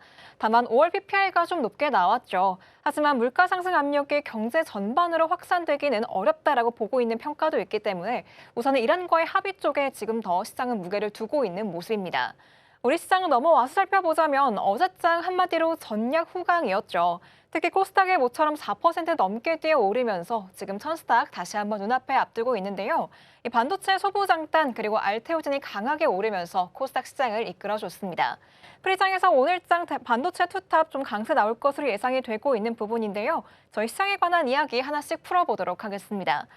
트럼프 대통령이 이번 주말에 예고한 평화 협정이 있습니다. 만약 이게 타결이 된다라고 하면 그동안 좀 짓눌려 있었던 글로벌 증시가 다시 한번 불장으로 변할 수 있을지가 궁금한데요. 전문가님, 여기에 대한 가능성 어떻게 보실까요? 일단은 종전을 좀 많이 기다려 왔고 네. 아마 종전에 대한 이슈가 거의 현실 가능성이 되는 것 같아요. 그렇게 되면은 시장은 충분히 더 탄력을 받을 가능성이 높습니다. 다만 우리가 이제 생각하는, 우리가 예상하는 뭐 이제부터 시작이어서 뭐 10,000포인트를 한 번에 간다든지 아니면 코스닥 기준에서 1,200을 넘어서 1,500을 한 번에 간다든지라는 그 정도의 강력한 모멘텀이지는 않을 것 같아요. 왜 그러냐면 우리가 3월 달에 전쟁이 일어나고 나서 3월 달에는 조정이 나왔지만 4월 달에도 지수가 30% 올라갔고 5월 달에도 지수가 22% 올라갔습니다. 우리나라뿐만이 아니라 일본, 대만, 미국도 실제로 전쟁이 일어나고 나서 전체적으로 지수가 올라갔거든요. 사실은 4월 달부터 전쟁이 종료될 거라는 거를 어느 정도 반영한 시장이기 때문에 올라왔다라고 생각을 해주시면 좋을 것 같고요. 다만 그렇다고 해서 뭐 종전이 되는 거에 대해서 시장이 별 반응이 없을 거다. 그런 말은 아닙니다. 전체적으로 시장은 반등은 주겠지만 우리가 생각한 대로 뭐 너도 나도 오르는 정말 해피한 시장이 열린다라기보다는 어느 정도의 단기적인 수급으로 올라와서 좀 시장의 상승폭은 좀 제한될 가능성이 있다. 다만 코스피가 어디까지 올라갈지는 정확하게 알 수는 없지만 결국엔 시장에는 나쁜 재료는 아니다라고 정리드리면 좋을 것 같습니다. 네, 결국 시장에 반등을 주기는 하겠지만 그 상승폭이 크지 않을 거다라는 진단 들어보고 왔습니다. 지금 시장에서 한 가지 소식이 있죠. 젠슨왕 CEO에 이어서 이제는 지금 샘 올트먼 CEO까지 우리 한국에 방한을 한다라고 합니다. 이들이 연이어서 우리나라 찾는 이유가 무엇일지가 궁금한데요, 전문가님. 이 사람들이 왜 자꾸 우리나라에 오는 거고 또 그렇다면 저희가 어떤 섹터에서 좀 기대감을 가져볼 수가 있는 걸까요? 일단은 우리나라에 K-팝이 유명해서 오는 건 아닐 거고 예, K-컬처의 BTS를 보러 오는 것도 아닌데 그렇죠. 왜 이렇게 전 세계를 주무르는 빅테크의 수장들이 우리나라에 오는 것이냐라는 것만 생각하시면 될 것 같아요. 결국에는 우리나라가 어떠한 기업이냐. 일단은 반도체가 있고 또 자동차가 있고 2차 전지가 있고 어떠한 약간은 피지컬적인 인프라는 다 깔려져 있는 나라예요. 그렇기 때문에 전 세계의 어떠한 AI에 대해서 실질적으로 돈을 만들 수 있는 CEO들이 계속 방한을 해서 우리나라 기업들과 어떠한 그림을 만든다라는 것만 체크를 하시면 될 것 같습니다. 그래서 일단 샘 올트먼이 온다고 하니까 또 젠슨왕 테마 때처럼 뭐 급등을 했다가 다시 제자리로 내려왔는데 뭐 이렇게 해석을 할 수도 있겠지만 결국에는 저는 좋은 얘기라고 보여져요. 물론 뭐 LG전자가 됐던 뭐 지금 뭐 현대차가 됐던 그다음에 네이버가 됐던 전체적으로 테마 때문에 올라갔다가 거의 제자리보다도 조금 더 밀리는 상황이 나오기는 했습니다만 그 테마를 우리 시장에서 만든 겁니다. 근데 조금만 더 냉철하게 보자면 전체적으로 전 세계 시장에 AI를 만드는 전 세계 수장들이 우리나라 방한을 해서 이런저런 기업을 만든다라는 건 결국에는 AI 테마를 타고 나서 우리나라는 조금 더 발전할 수 있는 가능성이 굉장히 높다. 우리나라도 AI의 중심은 될 수는 없지만 AI가 중심이 되면 꼭 필요한 인재와 꼭 필요한 기술을 갖고 있는 나라다라는 것만 기억을 해주시는 게 좋을 것 같다라고 말씀드리겠습니다. 네, AI가 중심이 된다면 그에 반드시 필요한 기술력을 갖고 있는 게 우리나라이기 때문에 젠슨왕 CEO에 이어서 샘 올트먼 CEO까지도 방한을 하는 것 같습니다. 그렇다면 또 한 가지 궁금한 점이 생기는데요. 저희가 젠슨왕 CEO 방한했을 때 한참 많이 주가가 오르다가 거의 출국과 동시에 좀 주가가 밀렸단 말이에요. 전문가님, 그러면 이번에 샘 올트먼 CEO의 방한 때도요, 저희가 단기적으로 접근하는 게 유효할까요? 일단은 지금 이제 한번 학습을 했기 때문에 그러니까요. 단기적으로 하시는 게 하실 수 있는 분들은 그렇게 하시는 게 좋을 것 같아요. 근데 아마 우리 방송을 시청하시는 분들은 굳이 그렇게까지 하실 필요가 있을까라는 생각을 합니다. 물론 돈을 버는 행위이긴 합니다만은 사실은 단기적인 그리고 단타라는 거는 저는 정말 많이 해봤지만 크게 부자가 되지는 않아요. 그래서 역시나 저번에 젠슨왕이 만났던 그룹과 이번에 샘 올트먼이 만나는 그룹과 겹치는 그룹들이 있을 거예요. 그러면 그 그룹은 결국엔 AI 생태계로 빨려 들어가고 있다라는 겁니다. 여기까지 힌트를 드리면 될 것 같은데 그런 그룹들이 결국엔 좀 올라갈 수 있고요. 방금 얘기하셨다시피 사실은 샘 올트먼이 작년에도 우리나라를 찾아와서 주가가 올라갔습니다. 주가가 올라갔던 기업들은 삼성전자와 SK 하이닉스였어요. 그때 왜 올라갔냐면 샘 올트먼이 웨이퍼 뭐 몇십만 장을 생산해 줘라, 내가 다 사겠다, 막 이런 얘기가 나오다 보니까 삼성전자, SK 하이닉스만 올라갔거든요. 근데 이번에 이제 샘 올트먼의 이제 전체적인 일정을 좀 본다면 물론 당연히 삼성전자, 하이닉스도 또 올라가겠지만 뭐 네이버, 카카오, 특히나 카카오 같은 경우에는 오픈 AI의 챗 GPT가 또 기술이 심어져 있기 때문에 당연히 어느 정도 협력 얘기가 나올 것이고 거기에 제가 항상 요즘에 강조하고 있는 SI 업체들, 삼성 SDS, LG CNS, 뭐 현대 오토에버 뭐 이런 종목들이 같이 지금 AI 테마를 타고 시스템 통합에 대해서 올라갈 수 있기 때문에 전체적으로 제가 방금 말씀드렸다시피 젠슨왕 CEO가 만났던 CEO들하고 지금 이제 샘 올트먼하고 만나는 CEO들하고 겹치는 분야의 종목을 좀 찾아내신다면 아마 조금 시간을 주신다면 그런 종목들은 거의 뭐 많이 올라갈 확률이 높지 않을까라고 말씀드리겠습니다. 네, 기존의 재순환 CEO 방안 때 올랐던 종목들과 얼마나 겹치는지 이 부분을 저희가 봐야 될 것 같고요. 힌트 살짝 주셨는데 반도체 투탑 그리고 SI 업체들 위주로 보시면 좋을 것 같습니다. 지금 동시효과 구간에서 코스닥 1035선에서 출발이 예상이 되고 있습니다. 그렇다면 반도체 소부장 또 바이오가 조금 더 올라줘야 가능할 것 같은데요. 전문가님, 저희가 이쪽 섹터에서 조금 더 에너지가 남아 있다라고 볼 수 있는 대목일까요? 일단은 반도체 소부장은 무조건 가져가셔야 될 것 같고요. 네. 뭐 많이 올랐지만 어떻게 따라가느냐라고 하실 수 있는데 그냥 쉽게 설명드리면 어느 정도의 비교를 해드려야 될지 모르겠습니다만 현재 반도체 소부장은 이제 반도체 대형주가 가고 난 뒤에 낙수 효과거든요. 근데 반도체 소부장이라고는 합니다만은 그 중에서 장비단이 먼저 움직이고 있습니다. 장비단이 먼저 움직이고 있다라는 건 결국엔 삼성전자, 하이닉스, 마이크론 테크놀로지 전체적인 이제 반도체를 만드는 기업들이 증설을 계획하고 있다라는 거고 실제로 SK 하이닉스의 최태원 회장님은 2038년까지 웨이퍼의 생산 능력을 3배나 키우겠다라고 하니까 장비주들이 더 가는 거예요. 그러면 지금 장비주들이 그러면 너무 급등해서 못 따라가겠어요 라는 분들도 많을 겁니다. 실제로 너무 주가가 이제 이격도가 쭉 올라가 있는 것들을 보실 수가 있는데 우리가 과거에 생각을 해보면 SK 하이닉스 100만 원 넘어갈 때도 못 샀습니다. 이게 30만 원대여서 내가 어떻게 사? 뭐 이런 얘기를 하셨고 삼성전자 10만 원대도 못 샀습니다. 이게 5만 원 받는데 내가 어떻게 사? 그런 시장이 아닙니다. 제가 늘 말씀드리지만 우리나라 시장은 이제 3천 박스권에 갇혀 있는 시장이 아니고요. 8천, 9천, 12,000까지 갈 수 있는 시장인데 12,000까지 가면 뭐 합니까? 12,000까지 지수가 갈 때는 여전히 중심에는 반도체가 있으니까 저는 지금도 소부장은 늦지 않았다라고 말씀드리겠습니다. 네, 아직도 반도체 소부장 안에서 기회가 남아 있다라는 분석 주셨는데요. 저희가 개장한 이후에 반도체 소부장 관련된 내용 좀 더 자세히 한번 짚어볼 예정이니까요. 계속해서 함께 해보시면 좋을 것 같습니다. 지금 우리 반도체 투탑 오늘 장에서 강하게 올라올 것으로 예상이 되고 있습니다. 하이닉스는 8%가량 오를 것으로 예상이 되고 있으니까요. 잠시 뒤에 개장문 열고 다시 한번 돌아올게요.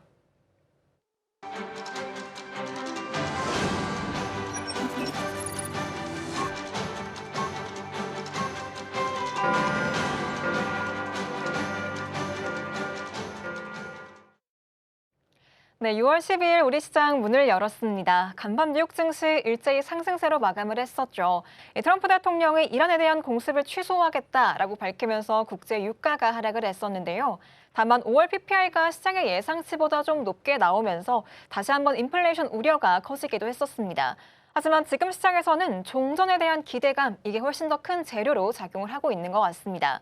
한편 어제 우리 시장 변동성 안에서도 좀 힘을 내줬었죠. 장 초반만 해도 낙폭이 커지면서 걱정을 했었는데 결국은 상승세로 방향을 잡아줬습니다. 특히 코스닥이 4% 넘게 폭등을 했었는데요. 오늘 우리 정규장도 강세 출발할 것으로 예상되고 있습니다. 그럼 먼저 어떻게 흘러가고 있는지 지수의 상황부터 한번 체크해 보도록 할게요. 네, 우리 양시장 예상했던 대로 모두 다 빨간불로 출발하고 있는데요. 코스피 벌써부터 6% 넘게 오르면서 8,263선 지나가고 있습니다. 코스닥도 어제 이어서 오늘 다시 한번 반등폭 크게 키워냅니다. 3% 넘게 오르면서 1,030선에서 출발하는 모습 확인되고 있습니다. 이어 시가총액 상위 종목들 움직임 체크해 보도록 할게요. 먼저 코스피 시장 안에서는 5종목 모두 다 빨간불로 출발합니다. 예상했던 대로 반도체 투탑 오늘 정말 강하게 뛰고 있는데요. 삼성전자가 9% 넘게 오르면서 32만 6,500원 선 지나가고 있고요. 하이닉스도 8% 넘게 오르면서 228만 5천 원 선 지나갑니다. 이 밖에도 SK스퀘어, 삼성전자 우선주, 또 오늘 삼성전기까지 200만 원 돌파할 수 있을지 체크해 보셔야 될 것 같습니다. 이어서 코스닥의 시총 상위 종목들 체크해 볼게요. 코스닥도 마찬가지입니다. 모두 다 강세 움직임 보여주고 있는데요. 알테오젠 어제장에서 크게 올랐었는데 오늘 다시 한번 상승세 이어가고 있고요. 에코프로 그룹주도 3%, 4%가량 오르고 있습니다. 주성 엔지니어링 오늘 장에 10% 넘게 벌써 뛰고 있네요. 27만 원 선 돌파하는 모습 확인되고 있고요.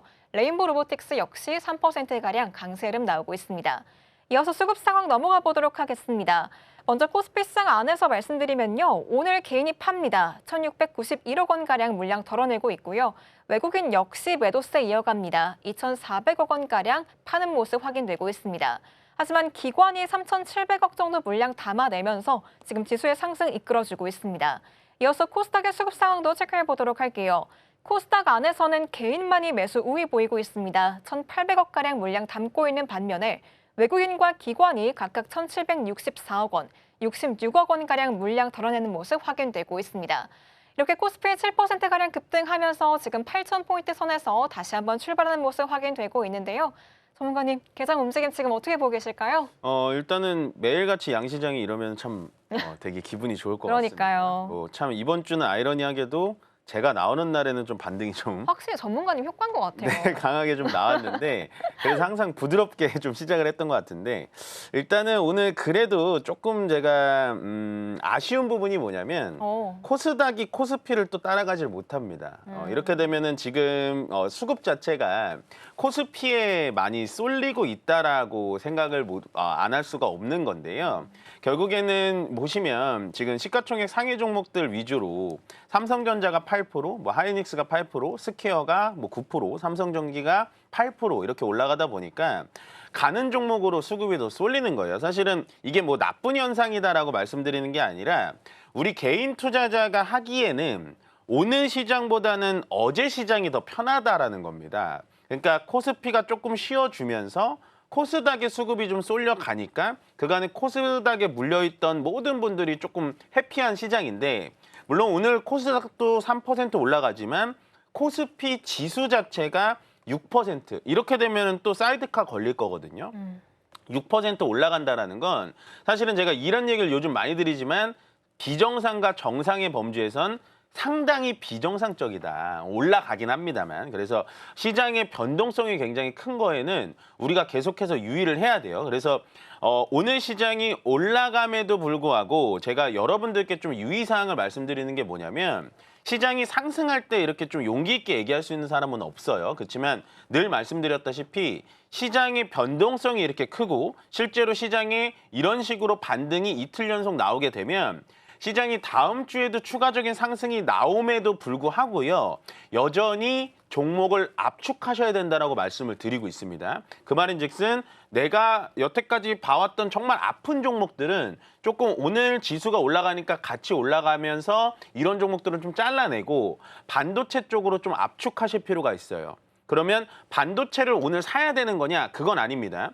안 좋았던 종목들을 팔고 일단은 현금 비중을 남겨놓으셔야 된다는 겁니다. 시장은 물론 오늘 정말 좋은 분위기로 가고 있는데 와중에도 제가 자꾸 잔소리처럼 말씀드리는 게 뭐냐면 이렇게 또 방치해놓고 월요일 날 가겠지, 화요일 날 가겠지 그러다가 이번 주 초처럼 언젠가는 또 조정이 올 수가 있거든요. 그만큼 급하게 올라간 만큼 또 급하게 조정이 나올 수 있기 때문에 여전히 시장은 조금은 좀 방어적이게 계속해서 현금 비중을 좀 가져가야 된다라고 말씀을 좀 드리고 싶고 일단은 시장 자체는 오늘 재건 쪽이 조금 저는 보고 싶어요. 그간 많이 눌려왔었기 때문에 코스피 200을 보신다면 대우건설, 현대건설, 뭐 삼성물산, 삼성 E&A, DLENC 뭐 이런 종목들이 재건주에서는 좀 대장주라고 볼 수가 있을 것 같고 그다음에 이제 코스닥으로 좀 넘어가면은 장 초반에는 지금 장비단들이 쭉 올라갔다가 윗꼬리 맞고 살짝 떨어지고는 있는데 그건 저는 이제 약간은 그 뭐랄까요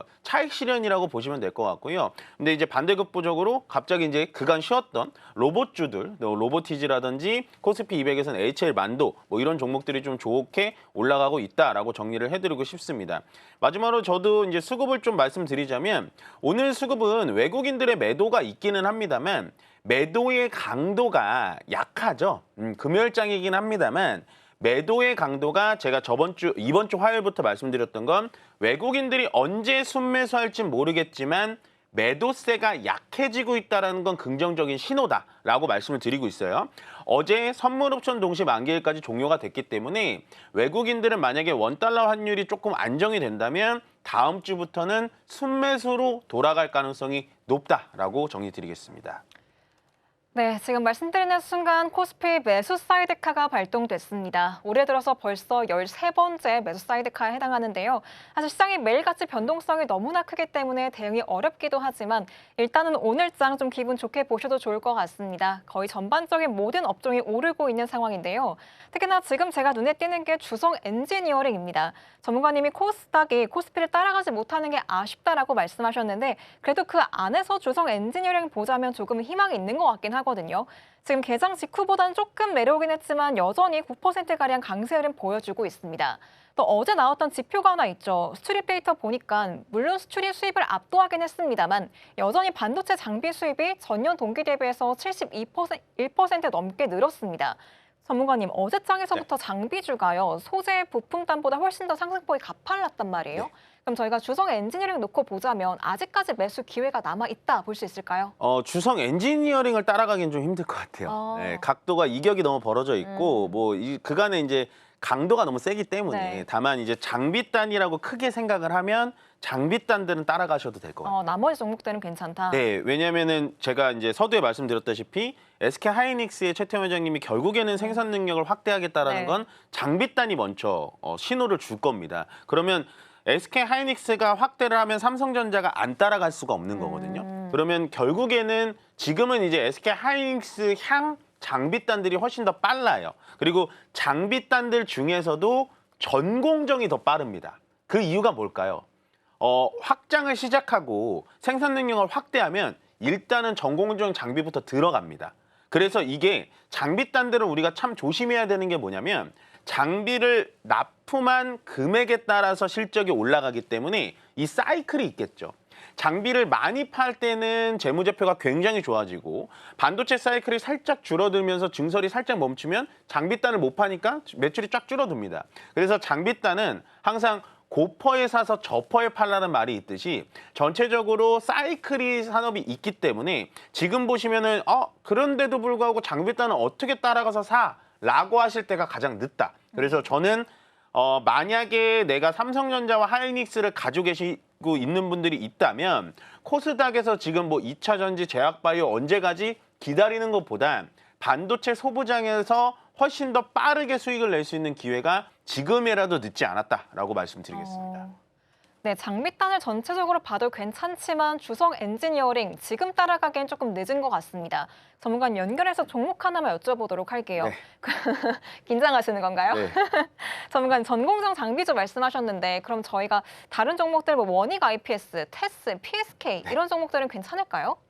저는 괜찮다고 봐요. 이 정도는 괜찮다. 그러니까 이제 주성 엔지니어링이 싫다라는 게 아니라 네. 주성 엔지니어링은 지금 장비도 붙고 페로브스카이트라고 하는 태양광도 네. 붙고 갑자기 원자 결정까지 붙어버렸거든요. 그러니까 저의 투자 아이디어보다 조금 더 나간 거죠. 제가 이제 애널리스트가 아니기 네네. 때문에. 그러면 결국엔 제가 말씀드린 증설 라인, 증설 계획이 있다면 전공정에 지금 말씀하신 뭐 PSK, 테스, 그다음에 뭐 원익 IPS, 유진테크 이런 종목들은 지금 되게 돈을 잘 벌 거예요.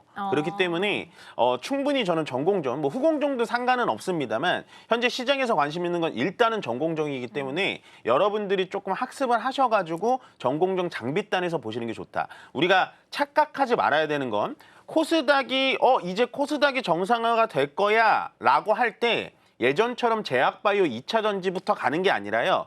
지금은 일단은 우선순위로 반도체 소부장, 특히나 장비단부터 보셔야 되는 게 핵심 포인트다라고 정리 드리겠습니다. 네, 알겠습니다. 전공정 장비주 계속 주목해 보시면 좋을 것 같습니다. 지금 전력기기 관련주들 다시 한번 움직이고 있습니다. 강세 움직임 계속 나오고 있는데 사실 어제 전력기기 종목들에 대해서 리포트들이 정말 많이 나왔었거든요. 5월 초중순부터 전력기기 종목들이 쭉 밀렸었는데 오늘 다시 한번 쏩니다. 전문가님, 제가 어제 리포트 살펴보니까 이 밸류 부담이 낮아졌다 이런 의견이 있더라고요. 네. 근데 오늘장 다시 오르기는 하는데 여전히 가격적인 메리트 있는 구간일까요? 저는 메리트 있는 것 같아요. 네, 저는 굉장히 괜찮게 보는 섹터입니다. 3, 4 다요? 네. 3, 4 다 아무거나 하셔도 될 것 같아요. 뭐 이렇게 말씀드려도 되는지 모르겠지만 제가 질르다가 많이 욕을 먹거든요. 근데 저는 3, 4 다 괜찮을 것 같아요. 이게 전력기기라는 거 자체가 지금 어찌됐든 간에 제가 계속해서 설명드리고 있는 건 우리의 모든 중심은 반도체가 아니라 AI입니다. 그러면 AI에 파생되는 AI 데이터 센터를 돌리려면 결국에는 변압기, 전선, 전력기기가 필요한 거예요. 지금 미국에는 AI 데이터 센터를 완전 많이 지어놓고도 전력이 없어서 100% 활용을 못하고 있습니다. 그간 최근에 전력기기들이 밑으로 좀 빠진 이유가 뭐냐면 외사 리포트 중에 하나가 이제 전력을 조금 덜 쓰면서도 데이터 센터를 돌릴 수 있는 기술이 있다. 라는 얘기가 나오자마자 전력기기들이 좀 무너졌는데, 근데 여태까지 지금 미국에 대한 수주라든지 수주 금액을 본다면 저는 여전히 모멘텀은 좀 살아 있으니까요. 전력기기가 떨어질 때는 어떤 생각을 하셔야 되냐? 아, AI 데이터 센터, AI에 묻어 있지라고 생각을 하신다면 오히려 저는 지금 저가 매수의 찬스가 온 게 아닐까라고 말씀드리겠습니다. 네, 전력기기 지금 저가 매수의 기회다라고 말씀하셨고요. 전력기기 3사 모두 다 보셔도 괜찮을 것 같습니다.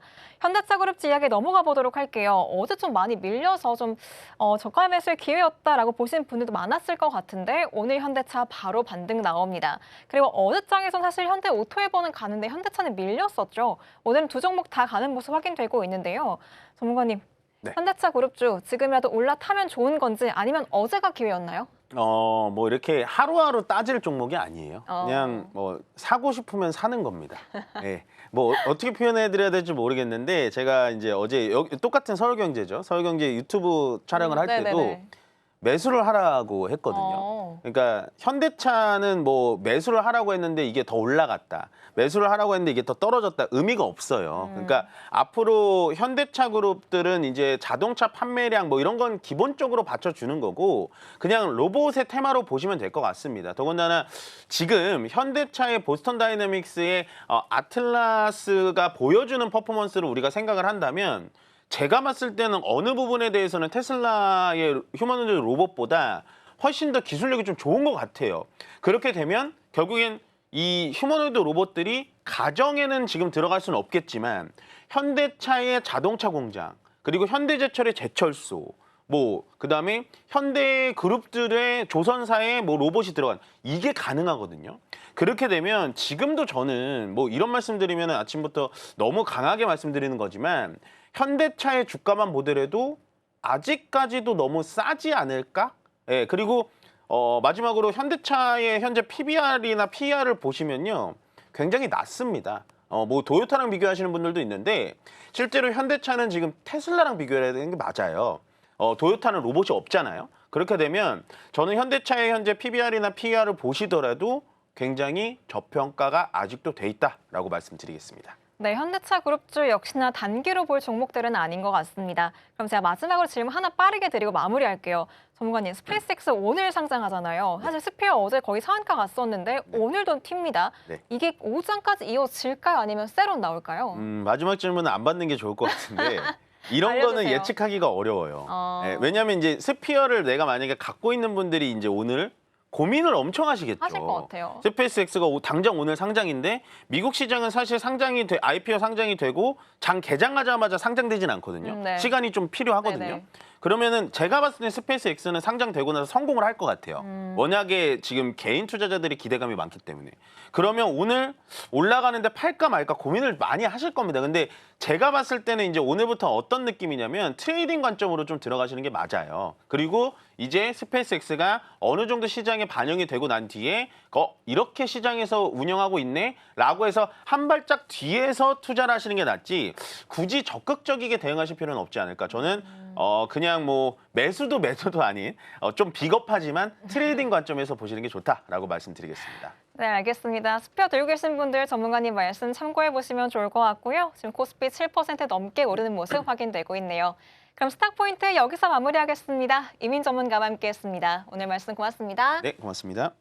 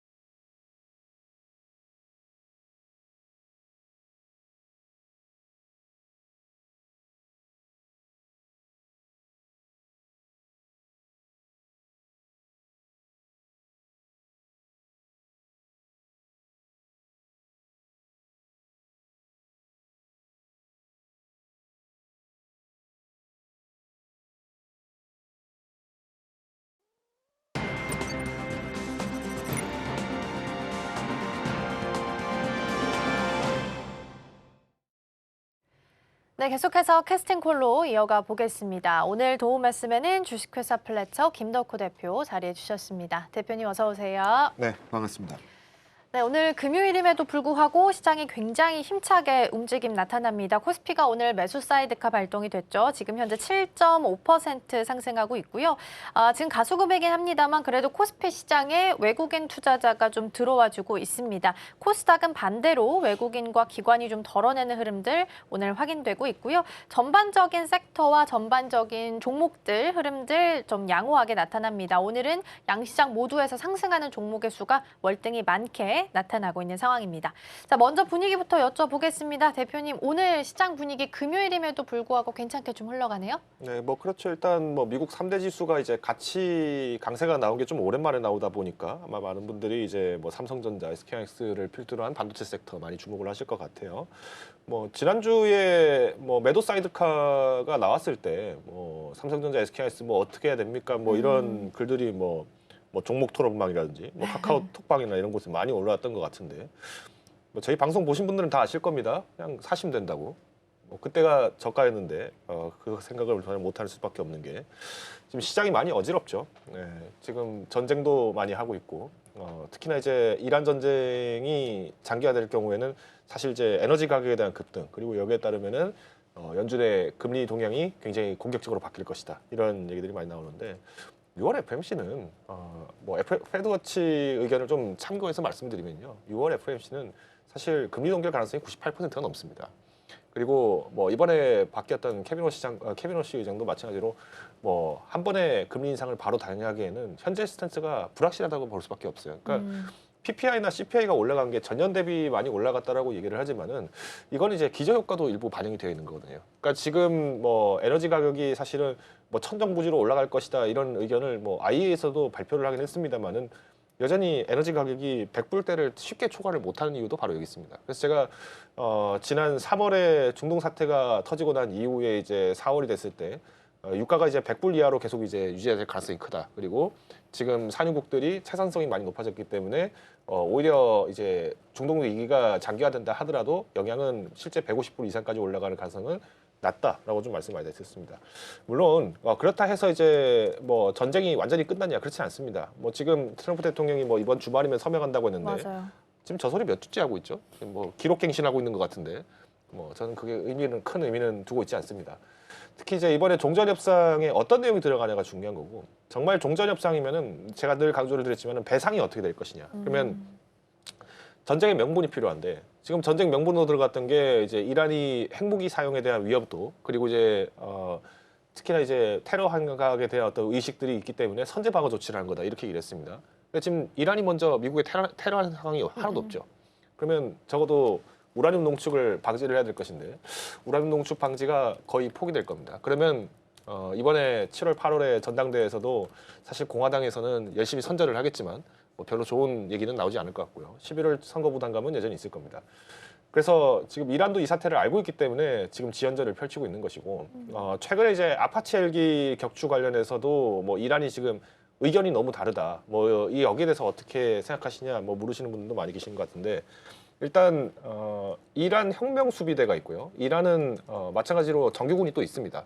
근데 지금 이번에 이 아파치 헬기 격추 관련해서 이란 국방부 대변인은 정규군이 활동을 하지 않았다. 호르무즈 해협에 대해서는 뭐 실제 항공 작전이 없었다라고 얘기를 했는데 이란 혁명 수비대가 우리가 격추시킨 게 맞다. 그러면서 텔레그램에다가 대놓고 글을 써버렸죠. 우리나라 이제 이란의 이제 그 나무호 드론 피격 사건도 마찬가지입니다. 그래서 실제로 우리나라에 들어와 있던 이제 주한 이란 대사가 우리가 한 게 아닙니다고 했는데 조사해 보니까 이란이 폭격을 했었고 이란 혁명 수비대가 우리 한 거 맞다 얘기하자마자 이란 주한 대사가 도망치듯이 대사관을 빠져나온 그 상황이 있었죠. 그러니까 지금 이란 사태는 우리가 이제 한 개의 나라로 보시기보다는 지금 군 체제가 지금 둘로 나눠져 있습니다. 그래서 이란 혁명 수비대와 정규군 사이에서의 갈등들이 지금 굉장히 심해졌기 때문에 오히려 여기서 쉽게 조율은 되지 않을 거라고 보고 있습니다. 그리고 오히려 종전협상이 된다 하더라도 네. 아마 강경파인 이 이란 혁명 수비대 측에서는 이걸 이제 쉽게 받지 않을 가능성도 있기 때문에 우리가 뭐 종전협상 서명이 끝났다 이것만 가지고 단편적으로 보시기보다는 여전히 긴장감이 있는 시장이기 때문에 항상 대비를 하셔야 됩니다. 그래서 지금까지 시장이 하락에 대응을 적극적으로 하셨다라면은 오늘 이렇게 좋은 상승이 나올 때는 또 대비를 할 수 있는 전략들을 부지런히 구상하셔서 다음 주 전략에 또 충분히 대응할 수 있는 좋은 종목들을 선점하시는 것을 권고드리겠습니다. 네, 그러면 어떤 종목을 먼저 선점하면 좋을지 이야기를 좀 들어봐야 될 것 같습니다. 사실 오늘은 시장 전반적으로 흐름이 좀 양호해서 대다수의 섹터와 종목들이 좀 오르고 있지만 이 안에서 좀 가려보도록 하겠습니다. 첫 번째부터 함께 열어보시죠. 자, 일단 첫 번째는 반도체로 준비를 해놨고요. 반도체 안에서도 오늘 투톱의 흐름이 굉장히 양호하죠. 삼성전자가 더 강하게 11% 넘게 상승을 하고 있고요. SK하이닉스도 7% 상승하면서 본인의 마디 주가인 30만 원, 200만 원 위에서 현재 무빙 좀 나타나고 있습니다. 또 빼놓을 수 없는 게 소부장단에서의 움직임일 것 같습니다. 코스닥 시장 쪽으로도 관심도 돌려도 좋을지 이야기 나눠보겠습니다. 다음 열어보시죠. 두 번째는 바이오입니다. 가격적으로 바이오는 충분히 저렴하다라는 말씀 대표님께서 여러 차례 좀 강조를 해주셨고요. 코스닥 같은 경우에는 지금 1위 종목인 알테오젠이 한 1% 상승을 하고 있습니다. 35만 원 선인데 이 종목이 자리를 잘 지키긴 하지만 34에서 한 36만 원 여기가 또 저항대가 강하게 좀 몰려 있는 상황이라서 여기를 돌파시켜주는지가 좀 중요하지 않을까 싶습니다. 시간 허락하면 바이오까지 보겠고요. 마지막 열어보시죠. 마지막은 조선입니다. 뭐 수주 소식이 나와도 사실 조선 쪽에서 큰 반응이 있지는 않습니다. 그러나 어제 애프터마켓에서 한화 오션과 관련한 단독 뉴스가 있었죠. KDDX와 관련한 내용들 그리고 이 안에서의 탑픽 종목은 어떤 종목일지 좀 들어보도록 하겠습니다. 자, 오늘은 대다수의 섹터가 강세를 보이고 있습니다. 화해 무드가 좀 펼쳐져서 그런지 건설 쪽도 괜찮고요. 재건도 강합니다. 그리고 자동차 부품, 뭐 2차 전지 골고루 잘 올라가고 있고 그 안에서 오늘 일정 있는 스페이스X 관련주 보고 첫 번째 테마로 넘어가 보겠습니다. 대표님 오늘 일정 앞두고 있습니다. 수급 블랙홀 역할을 할 거라고 거의 뭐 한 달 가까이 이상 이야기를 한 상황인데 관련주들 움직임 나타나고요. 어제 스피어는 상한가, 오늘도 추가적인 랠리는 이어지고 있습니다. 우주항공이라고 엮어서 우리가 스페이스X로 엮었던 종목들 관련주에 대한 전략은 어떻게 좀 챙겨가 볼까요? 뭐 일단 직접적인 수혜를 볼 수 있는 기업이라고 하면은 뭐 미래에셋 벤처투자인데 미래에셋 벤처투자가 오늘 주가가 안 가죠. 네. 그러니까 IPO가 뭐 최고의 대여가 지금 준비가 돼 있다. 뭐 그리고 이제 뭐 스페이스 X에 대한 뭐 IPO 적정 가격이 뭐 190불이다. 뭐 이런 의견들이 네네. 지금 이제 간밤에 많이 나오고 있는데 일단 스페이스X를 비롯해서 사실은 이제 지금 우리가 테마단 형성이 굉장히 많이 되어 있었잖아요. 그리고 여기에 이제 주목하실 거는 사실 스페이스X 향 주목을 많이 받다 보니까 맞아요. 상대적으로 국내 우주 항공주들 같은 게 좀 저평가가 오랫동안 이어졌어요. 그래서 오늘 조금 주목을 해볼 만한 기업 중 하나가 사실은 네. 한화 시스템인데 한화 시스템이 사실은 지금 딱 차트가 어떤 모습이랑 똑같냐면 바이오랑 거의 똑같습니다. 그러니까 사실 바이오 종목도 아닌데 바이오랑 차트가 똑같은 원인이 뭐냐면은 그만큼 소외 기간이 길어졌다는 거예요. 그래서 우리나라도 마찬가지로 우주항공청을 이제 재작년에 개청을 하기 시작하면서 본격적으로 이제 항공 투자, 특히 이제 민간 항공에 대해서 민간 우주항공 산업을 지원을 하겠다 얘기들을 많이 나눴는데 뭐 여기서 이제 우리가 이제 군집 위성이라든가 이런 걸 네. 발사를 하면서 하나그룹들이 이제 사실은 이제 작년부터 이제 좋은 모습들을 굉장히 많이 보여왔어요. 다만 이제 최근에 이제 주가 탄력이 많이 올라온 것을 대비했을 때 아무래도 시장은 이제 주가 자체에 조금 더 베팅할 가능성이 크다라는 점에서 본다라면은 그동안 이제 하나그룹의 저평가가 좀 지금은 이제 점차 해소가 될 것으로 판단을 하고 있기 때문에 뭐 큰 아쉬움은 없을 거다라고 보고 있고요. 그러면 이제 아예 스페이스 X 관련주를 지금이라도 들어가야 되느냐라는 입장에서 봤을 때는 저는 조금 보수적으로 접근할 필요는 있다라고 판단을 하고 있습니다. 왜냐하면 원래 이제 스페이스 X가 이번 이제 10일에 상장을 하기로 발표를 한 것도 그렇게 오래된 건 아니었어요. 그러니까 일정을 지금 앞당겨서 10일을 했다라는 게 무슨 의미냐면은 FOMC 전으로 지금 앞당기겠다는 거였거든요. 왜냐하면 FOMC 때 케빈 러시 의장이 지금 이미 바뀌어서 금리 결정을 처음으로 할 수 있는 공식적인 자리가 된 상황이고 만약에 중동 사태가 정말 최악으로 치닫는 것을 일단 피하자라는 입장으로 왔다라는 것은 그만큼 이제 현재 시장 자체가 어떻게 보면은 굉장히 주가 자체가 굉장히 많이 높아지면서 밸류에이션 부담이 나타나는 종목들이 많이 있다는 것을 알고 있어요. 그래서 이제 아무래도 스페이스X 관련주들 같은 경우에는 일단 직접적인 수주 모멘텀이 없다라면은 사실 주가 반락이 굉장히 클 수밖에 없는 거죠. 일례로 이제 스피어 같은 경우는 이제 3천억 정도 이제 수주가 들어오다 보니까 네. 계속 이제 기대 가치가 높아진다 이런 얘기들이 나오고 있습니다만은 현재 주가를 대비했을 때 그간의 어떤 실적 부담감이라든가 혹은 이제 자산 부담감들 이런 것들을 고려해 본다라면은 뭐 아무래도 밸류에이션 부담감이 아직까지는 단기적으로는 좀 나타날 수 있다라는 입장이고요. 차라리 스페이스 X가 상장을 한다라는 입장에서 볼 때는 우리는 그러면 이제 대항주를 찾으셔야 됩니다. 그러니까 지금 스페이스 X가 적외도 중궤도 통신 시장을 이제 굉장히 적극적으로 공략을 하다 보니까 많은 분들이 뭐 스페이스 X 없으면 이제 끝날 것처럼 이렇게 얘기를 하시는데 지금 유럽 같은 경우도 유틸셋이 있고요. 유틸셋 중에서도 이제 영국 쪽과 이제 지금 협력을 하고 있는 온앱이 있습니다.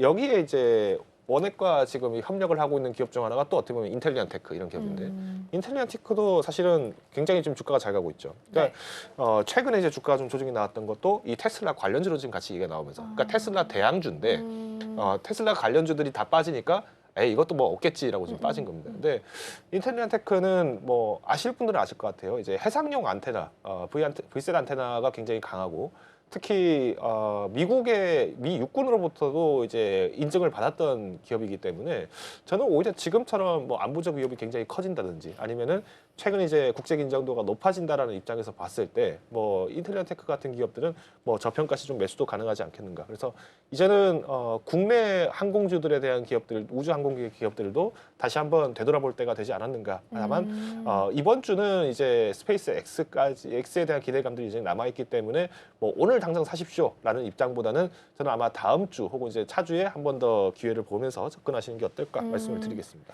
그러면 일단 상장을 앞둔 오늘 시장에서의 접근보다는 이후로 좀 봐야 될 것 같고요.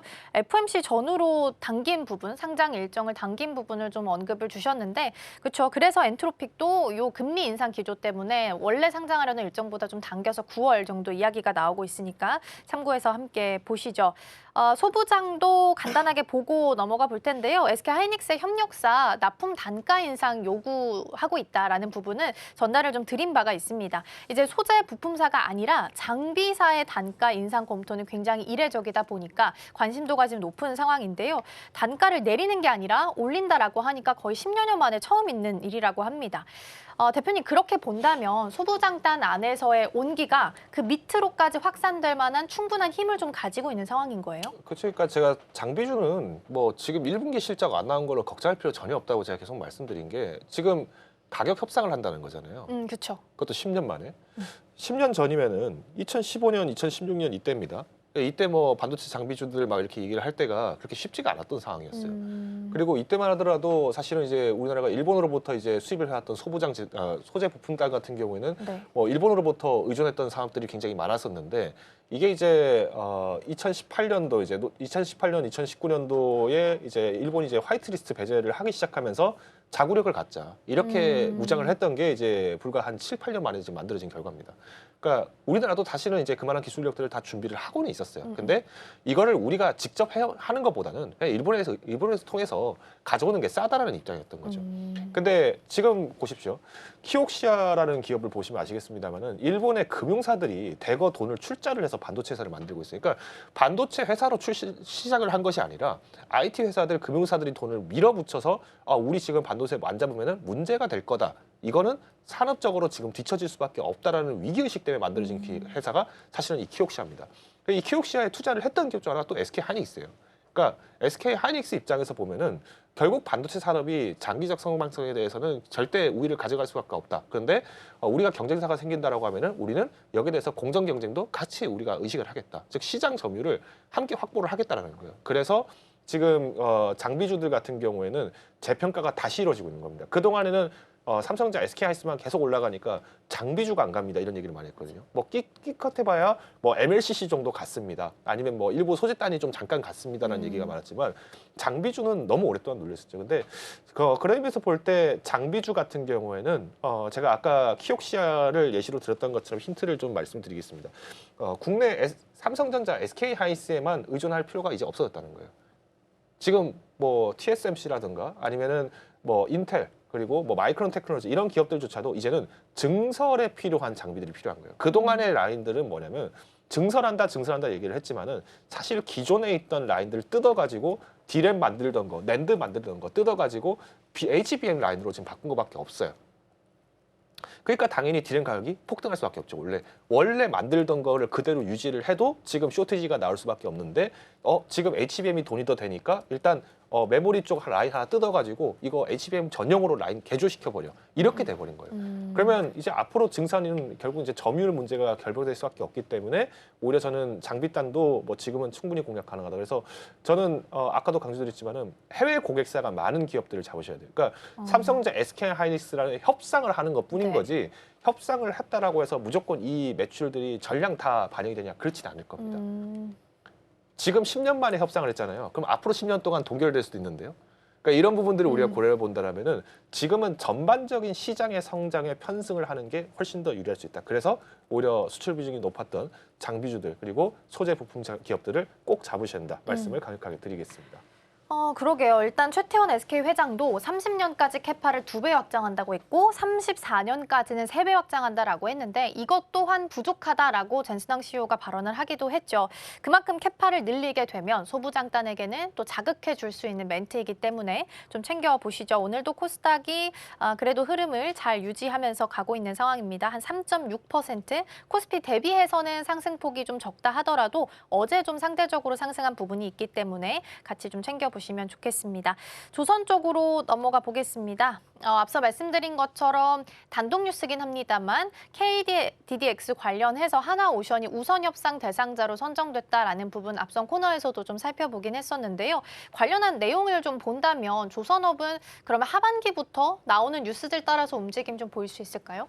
하반기까지 안 가고 아마 이번 달에 나오는 이슈들이 6월부터? 조금 더 트리거가 되지 않을 거라고 보고 있습니다. 네. 그러니까 KDDX 사업 같은 경우도 조금 일찍 발표를 했는데 지금 정부가 좀 입이 근질근질한가 봐요.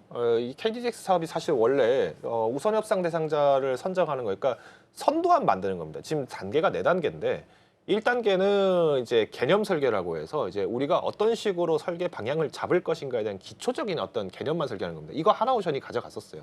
그리고 이제 기본 설계라고 해서 그럼 이제 선박에 필요한 제품들이 어떤 라인들이 필요하고 여기 어떤 장비들이 기본적으로 탑재가 돼야 되는가 이 얘기가 나왔던 게 2차인데 네. 2차는 HD 현대중공업이 가져간 상태입니다.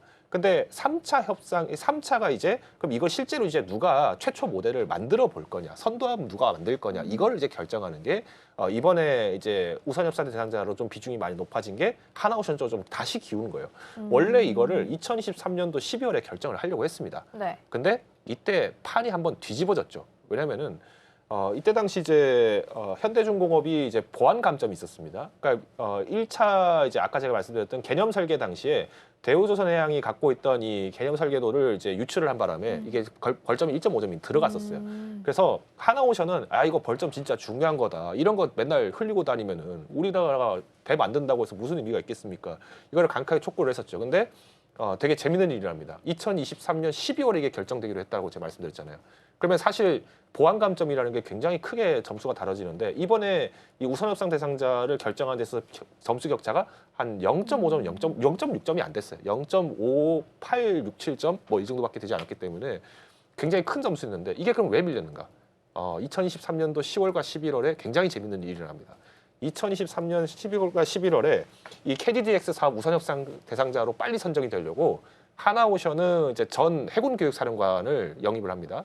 근데 현대중공업이 뜬금없이 네. 육군 전 교육사령관을 영입합니다. 김종배 중장을 이제 영입을 해요. 근데 김종배 중장이 육사 36기입니다. 신원식 장관이 당시 국방장관을 하고 있었는데 육사 37기였고요. 방사청장이 2023년도에는 육사 44기 그리고 이어서 이제 45기 육사 45기에 방사청장이 들어옵니다. 그래서 결국에는 현대중공업 입장에서는 이거를 흔히 말하는 육사들이 팔이 안으로 굽는다는 걸 역이용하기 위해서 이걸 밀었던 거예요. 그래서 당시 이제 하나 측에서도 결국에는 우선 협상 대상자 이거 심사를 보류하겠다. 별점은 중요하지 않다라고 방사청에서 결정이 나오니까 여기에 대해서 다시 이제 심사를 해달라고 요청한 거죠. 그러니까 이게 지금 2년 걸린 거예요. 2년 걸린 겁니다. 그래서 이번에 이제 사실 보면은 하나오션이 됐던 이유가 어떻게 보면은 지금 현재 뭐 국방장관께서도 뭐 육군 사관학교 출신도 아니시고 뭐 방사청상 분도 뭐 사시 출신이시더라고요. 그러니까 그러다 보니 사실은 이제 뭐 어떻게 보면은 이런 어떤 육사 품어주기 이런 것들이 좀 해소가 되다 보니까 뭐 하나오션이 좀 상대적으로 좀 객관적 평가를 좀 받지 않았나 생각합니다. 근데 일단 단기적으로 볼 때는 KT 사업에 대해서 우선 협상 대상자로 좀 거론이 된 것은 사실입니다만은 우리가 큰 먹거리가 당장 이제 이번 달에 또 기대해야 되는 게 캐나다 잠수함 수주전이 있어요. 그래서 이 캐나다 잠수함 수주전 같은 경우도 굉장히 재밌는 게 하나오션이 지난주인가요? 1주, 2주 정도 된 것 같은데 이 캐나다로부터 핵 잠수함 MOU를 체결을 하겠다 이런 얘기가 나왔습니다. 우리나라 핵 잠수함 만들지도 못하는데 캐나다 가가지고 뜬금없이 우리가 핵 잠수함 만드는 거 도와줄게 이 얘기를 했다라는 거예요. 이해가 잘 안 되시죠? 캐나다가 지금 캐나다의 가장 큰 무기 중 하나가 사실 우라늄과 원전입니다. 우리 웨스팅하우스 아마 많은 분들이 아실 거예요. 근데 웨스팅하우스의 지분을 누가 갖고 있냐면은 브룩필드 자산운용이랑 그다음에 카메코라고 하는 캐나다 우라늄 기업이 갖고 있어요. 그럼 여기서 이제 힌트가 나오죠. 만약에 우라늄 농축을 미국이 허가를 한다라고 했을 때 그런 농축 우라늄을 안정적으로 받을 수 있고 우라늄을 또 우리가 수입을 할 수 있는 안정적인 거래처가 필요한데 이게 캐나다의 가능성이 크다는 거예요. 그래서 지금 하나오션이 이미 현지에 있는 캐나다 건설 기업과 마찬가지로 협력을 해서 지금 인프라 기반 짓겠다라고 지금 발표를 먼저 해버린 겁니다. 그래서 저는 이번에 실패를 한다라고 해서 마냥 조선주가 뭐 무너지는 것은 아니다라고 보고 있고요. 오히려 지금도 상선 부분의 매출들은 굉장히 탄탄하게 나오고 있기 때문에 조선주들이 연초 대비해서 좀 저렴하다라는 네. 입장에 보신다면은 충분히 공략 가능한 시점이다 말씀을 강력하게 드리겠습니다. 네. 보통 이제 조선이랑 방사는 수주 소식이 나왔을 때 한 번씩 튀어줬던 경향들이 있죠. 근데 최근에는 수주 소식이 나와도 변화가 좀 없었는데 당장 하반기가 아니다 하더라도 당장 일정 있는 6월부터도 충분히 움직임이 좀 나타날 수 있겠다라는 말씀을 주셨습니다. 지금 KDDX도 있고 추가적으로 캐나다 잠수함과 관련된 이슈 그리고 플러스 알파로는 대미투자 특별법으로도 조선이 좀 언급이 되고 있는 상황이기 때문에 나오는 뉴스들 같이 좀 체크해 보도록 하겠습니다. 자, 그럼 조선 안에서의 가장 예쁘게 보고 있는 탑픽 종목도 여쭈어 볼 텐데요. 우리가 앞서서 이야기 많이 나눴던 건 하나오션이긴 한데 어떤 종목 좀 예쁘게 보실까요? 마찬가지로 저도 하나오션 뭐 여전히 긍정적으로 좀 검토를 하고 있습니다. 그래서 하나오션이 이번 1분기 실적을 보시면 아시겠습니다만은 상선 부분이 70%가 넘습니다. 그래서 뭐 군 MRO 사업에 너무 많은 분들이 뭐 매중을 하다 보니까 뭐 방산주 갈 때 아니면은 조선주는 안 간다 이런 인식들이 굉장히 많으실 텐데요. 뭐 지금 필리조선소 같은 경우도 이미 5,300억을 더 추가 투자를 하면서 생산 거점 안정화를 확보를 하고 있고요. 또 이번에 이제 1분기 때도 사실은 이제 미 함정 MRO 수주를 이제 2척이나 진행을 한 상황이기 때문에 오히려 지금도 안정적인 매출을 유지하는 데는 큰 어려움을 없을 것이다. 특히 앞서서 소개드렸던 이제 고부가 제품들, 특히 뭐 우리나라 같은 경우에는 1분기에 VLCC 수주를 사실 90%가량이 중국이 다 가져가 버렸기 때문에 못 먹은 거 아니냐 이렇게 생각하시는 분들이 많은데 오히려 VLCC 그러니까 대용량 가스선 그리고 LNG 선박과 같은 고부가 선박에 대한 수주 물량들은 모멘텀이 남아있기 때문에 뭐 저는 일단 좀 보수적으로 말씀드리면은 14만 원 목표가 잡고 대응하시면 좋을 것 같고요. 손절가는 10만 5천 원으로 좀 말씀드리겠습니다. 그래서 10만 5천 원 다시 믿고 있다. 이때는 뭐 아마 조선주만 또 밀릴 경우는 거의 없을 겁니다. 아마 증시가 또 한 번에 이제 하락장이 나온다, 매도 사이드카가 나온다. 이럴 때 조정이 나온다라면은 뭐 비중 조절 혹은 이제 추가 매수 기회를 노리기 위한 일부 후퇴를 권고를 드리도록 하겠습니다. 네, 일단 1차 목표로는 14만 원 제시를 해줬습니다. 이렇게 보면 전고였던 13만 9,700원보다는 살짝 위에 있는 가격대이고요. 반대로 손절하는 라인은 10만 5천 원. 지난번 전저점이 지금 10만 원대이기 때문에 그 라인 이탈하지 않는지 좀 잘 지켜보시면 좋겠습니다. 지금은 그래도 5일선 위로 올라왔고요. 21선도 안착을 시도할 수 있는 구간에 있긴 합니다. 그래서 조금 더 체크해 보시고요. 오늘은 7.9% 상승하면서 아랫골이 길게 좀 달려있는 상황입니다. 하나오션 탑픽으로 잘 만나봤고요. 대표님과는 여기서 인사 나누겠습니다. 오늘 말씀 고맙습니다. 네, 계속해서 우리 시장 분위기 함께 확인해 보겠습니다. 시황센터 연결할게요. 서수진 앵커. 네, 간밤 럭키 세븐이 가득했습니다. 필라델피아 반도체 지수가 7% 상승, 그리고 코스피 야간 선물도 7% 상승하는 모습이었는데요. 그래서 아침에 이 장을 확인해 봤을 때 코스피 지수가 상승하면서 출발하지 않을까 하는 기대감으로 오늘 하루를 시작을 했습니다. 그런데 아니나 다를까 오늘 코스피 장 초반부터 6% 넘게 급등해 내더니 8,000포인트를 탈환해냈습니다. 현재는 8% 넘게 뛰게 되면서 8,400 400선까지 올라온 상황이고요. 장 초반에 매수 사이드카까지 걸리기도 했습니다. 코스닥은 코스피에 대비해서는 조금 상승폭이 둔화되고 있기는 하지만 그래도 3% 가까운 상승을 켜내고 있고요. 어느덧 천스닥을 다시 되찾은 모습입니다. 이러한 좋은 흐름들이 오후장까지 이어질 수 있을지 확인해 보셔야 되겠습니다. 수급 상황 살펴보겠습니다. 네, 먼저 코스피입니다. 오랜만에 정말 오랜만이죠. 외국인이 돌아왔습니다. 6,500억 원가량 매수 우위 보여주고 있습니다. 어제장까지 해봤을 때 24거래일 연속 팔아치우던 외국인이었는데요. 현재 25거래일 만에 매수 우위 보여주고 있습니다. 계속 이 매수 흐름 유지하고 있고 매수 자체를 폭을 늘려나가고 있는 상황이고요. 외국인들이 특히 반도체 투톱을 가장 강하게 담고 있습니다. 그동안 이런 수급들을 체크해봤을 때 반도체 투톱은 항상 팔아치우는 흐름이었는데요. 이 반도체 투톱을 가장 강하게 매수하게 되면서 현재 매매 동향을 봤을 때도 수급 우위를 보여주고 있습니다. 기관 쪽에서도 6,200억 원 가까이 담고 있고요. 오늘 개인들은 1조 원가량 차익 실현하는 모습입니다. 코스닥에서의 수급도 만나보도록 하겠습니다. 현재 외국인과 기관 메이저 주체들은 오늘 매도 행렬 이어나가고 있습니다. 외국인이 869억 원, 기관이 183억 원 지금 매도 우위 보여주고 있고요. 이러한 물량들을 개인들이 1,000억 원 가까이 담아내면서 방어해주고 있는 흐름입니다. 네, 이어서 업종별 흐름도 만나보도록 하겠습니다. 먼저 코스피입니다. 상승하고 있는 업종이 굉장히 많은 오늘 장입니다. 전기, 전자 쪽에서 10% 가까운 가장 큰 빨간불 그려내고 있는데요. 역시 반도체 투톱이 강한 가운데 오늘 좀 눈에 띄는 섹터는 2차 전지입니다. 2차 전지 쪽에서 롯데 에너지 머티리얼즈 23% 두 자릿수 강세 흐름 체크되고 있고요. 삼성 SDI도 10%, 포스코 퓨처엠까지 9% 가까운 상승불 그려내고 있습니다. 그리고 오늘 제조업도 9% 강세네요. 여기에서 눈에 띄는 기업은 HL 만도입니다. 상한가를 달성한 상황인데요. 인도 유럽 지역의 자동차 부품에 대한 확대 기대감과 여기에 더해서 지금 피지컬 AI 관련주들이 급등해 내고 있습니다. 로봇 부품사로 분류되는 HL 만도가 현재 흐름 주도하고 있다는 점 전해드리겠고요. 보험주도 오늘 6% 강세, 운수 장비 쪽에서도 6% 빨간불 들어와 있고 이 안에서는 현대 그룹주들이 강한 모습 확인되고 있습니다. 유통업도 오늘은 6% 강세고요. 코스피가 잘 나가다 보니 증권사주들 올라와주고 있습니다. 5.8% 강세인데 어제장 코스피가 조금 지지부진한 흐름을 겪으면서 스페이스 X 관련주들이 상장 기대감에 올라왔음에도 불구하고 미래에셋 증권은 조금 약세를 보였습니다. 그런데 오늘장에서 미래에셋 증권 7% 가까운 빨간 불기둥 키워내고 있습니다. 네, 이어서 하락하고 있는 코스피 업종도 만나보도록 하겠습니다. 현재 음식료품 쪽에서 0.18% 약세 보여주고 있습니다. 어제장 음식료품이 강했던 이유가 육개 쪽에서 좀 상승불이 들어와 주게 됐습니다. 월드컵이 오늘부터 시작되다 보니까 이 치킨에 대한 수요가 늘어날 것이다라는 기대감으로 마니커 등이 상한가를 기록하면서 어제장 상승 흐름이었는데 오늘은 차익 실현 나타나고 있습니다. 코스닥 업종지수 보겠습니다. 상승하고 있는 업종입니다.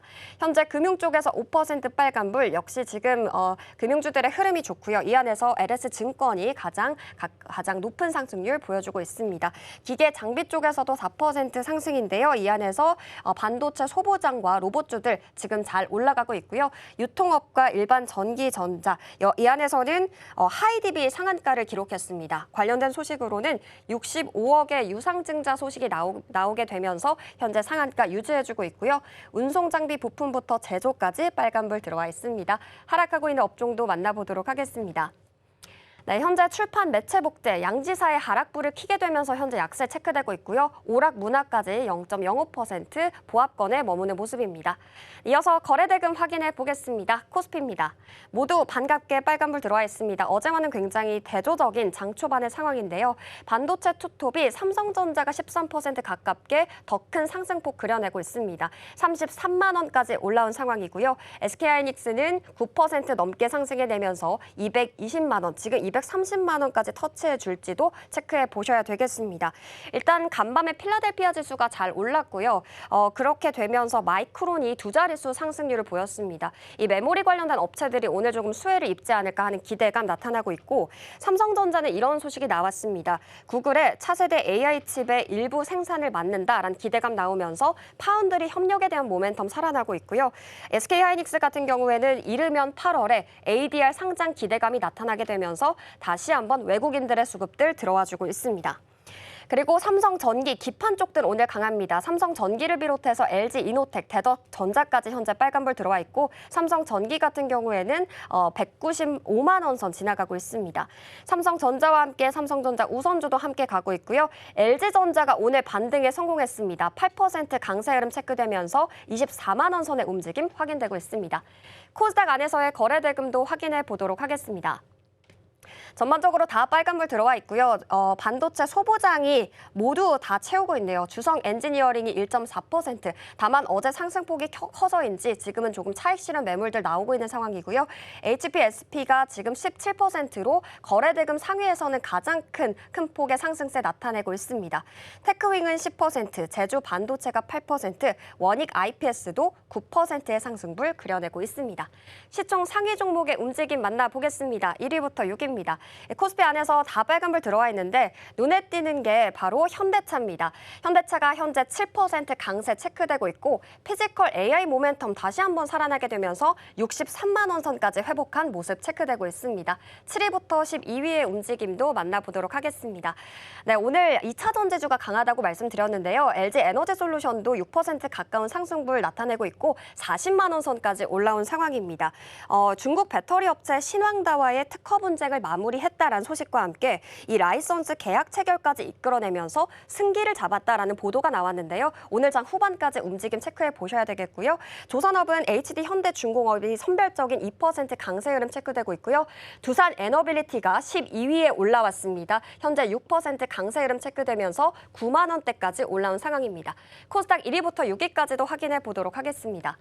네, 다 빨간불 들어와 있고요. 알테오젠이 1위는 유지해주고 있지만 에코프로, BM과 에코프로 지금 그룹주들의 상승세가 강하게 나타나고 있습니다.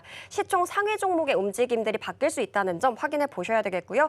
로봇주들이 강한 가운데 레인보우 로보틱스 9% 강세, 그리고 코오랑 티슈진도 바이오주들의 선별적인 강세가 나타나고는 있지만 1% 빨간불 들어와주면서 10만 원 선 유지해주고 있습니다.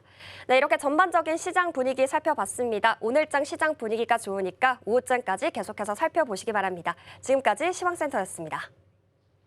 네, 오늘 양시장 분위기가 굉장히 좋습니다. 다수급이긴 합니다만 코스피 시장에 외국인 투자자가 들어와주고 있는데 만약에 종가까지 잘 유지되면 한 23, 4거래일 만에 들어오는 거라 굉장히 유의미하게 볼 수 있을 것 같습니다. 환율도 1,500원대로 1,518원대로 다시 좀 내려온 부분도 그래도 외국인 투자자가 들어올 수 있는 우호적인 환경을 함께 만들어주고 있는 것 같습니다. 오늘은 스페이스 X 상장일입니다. 미국 시장 정규장 열리고 나서 관련한 주가 흐름과 뉴스들 같이 체크해 보셔도 좋겠습니다. 저희가 방송 중에 제공해드린 정보는 투자 판단을 위한 조언일 뿐 해당 종목의 가치와 수익률은 보장하지 않습니다. 저희는 다음 주 월요일에 돌아오겠습니다. 시청해주신 여러분 고맙습니다.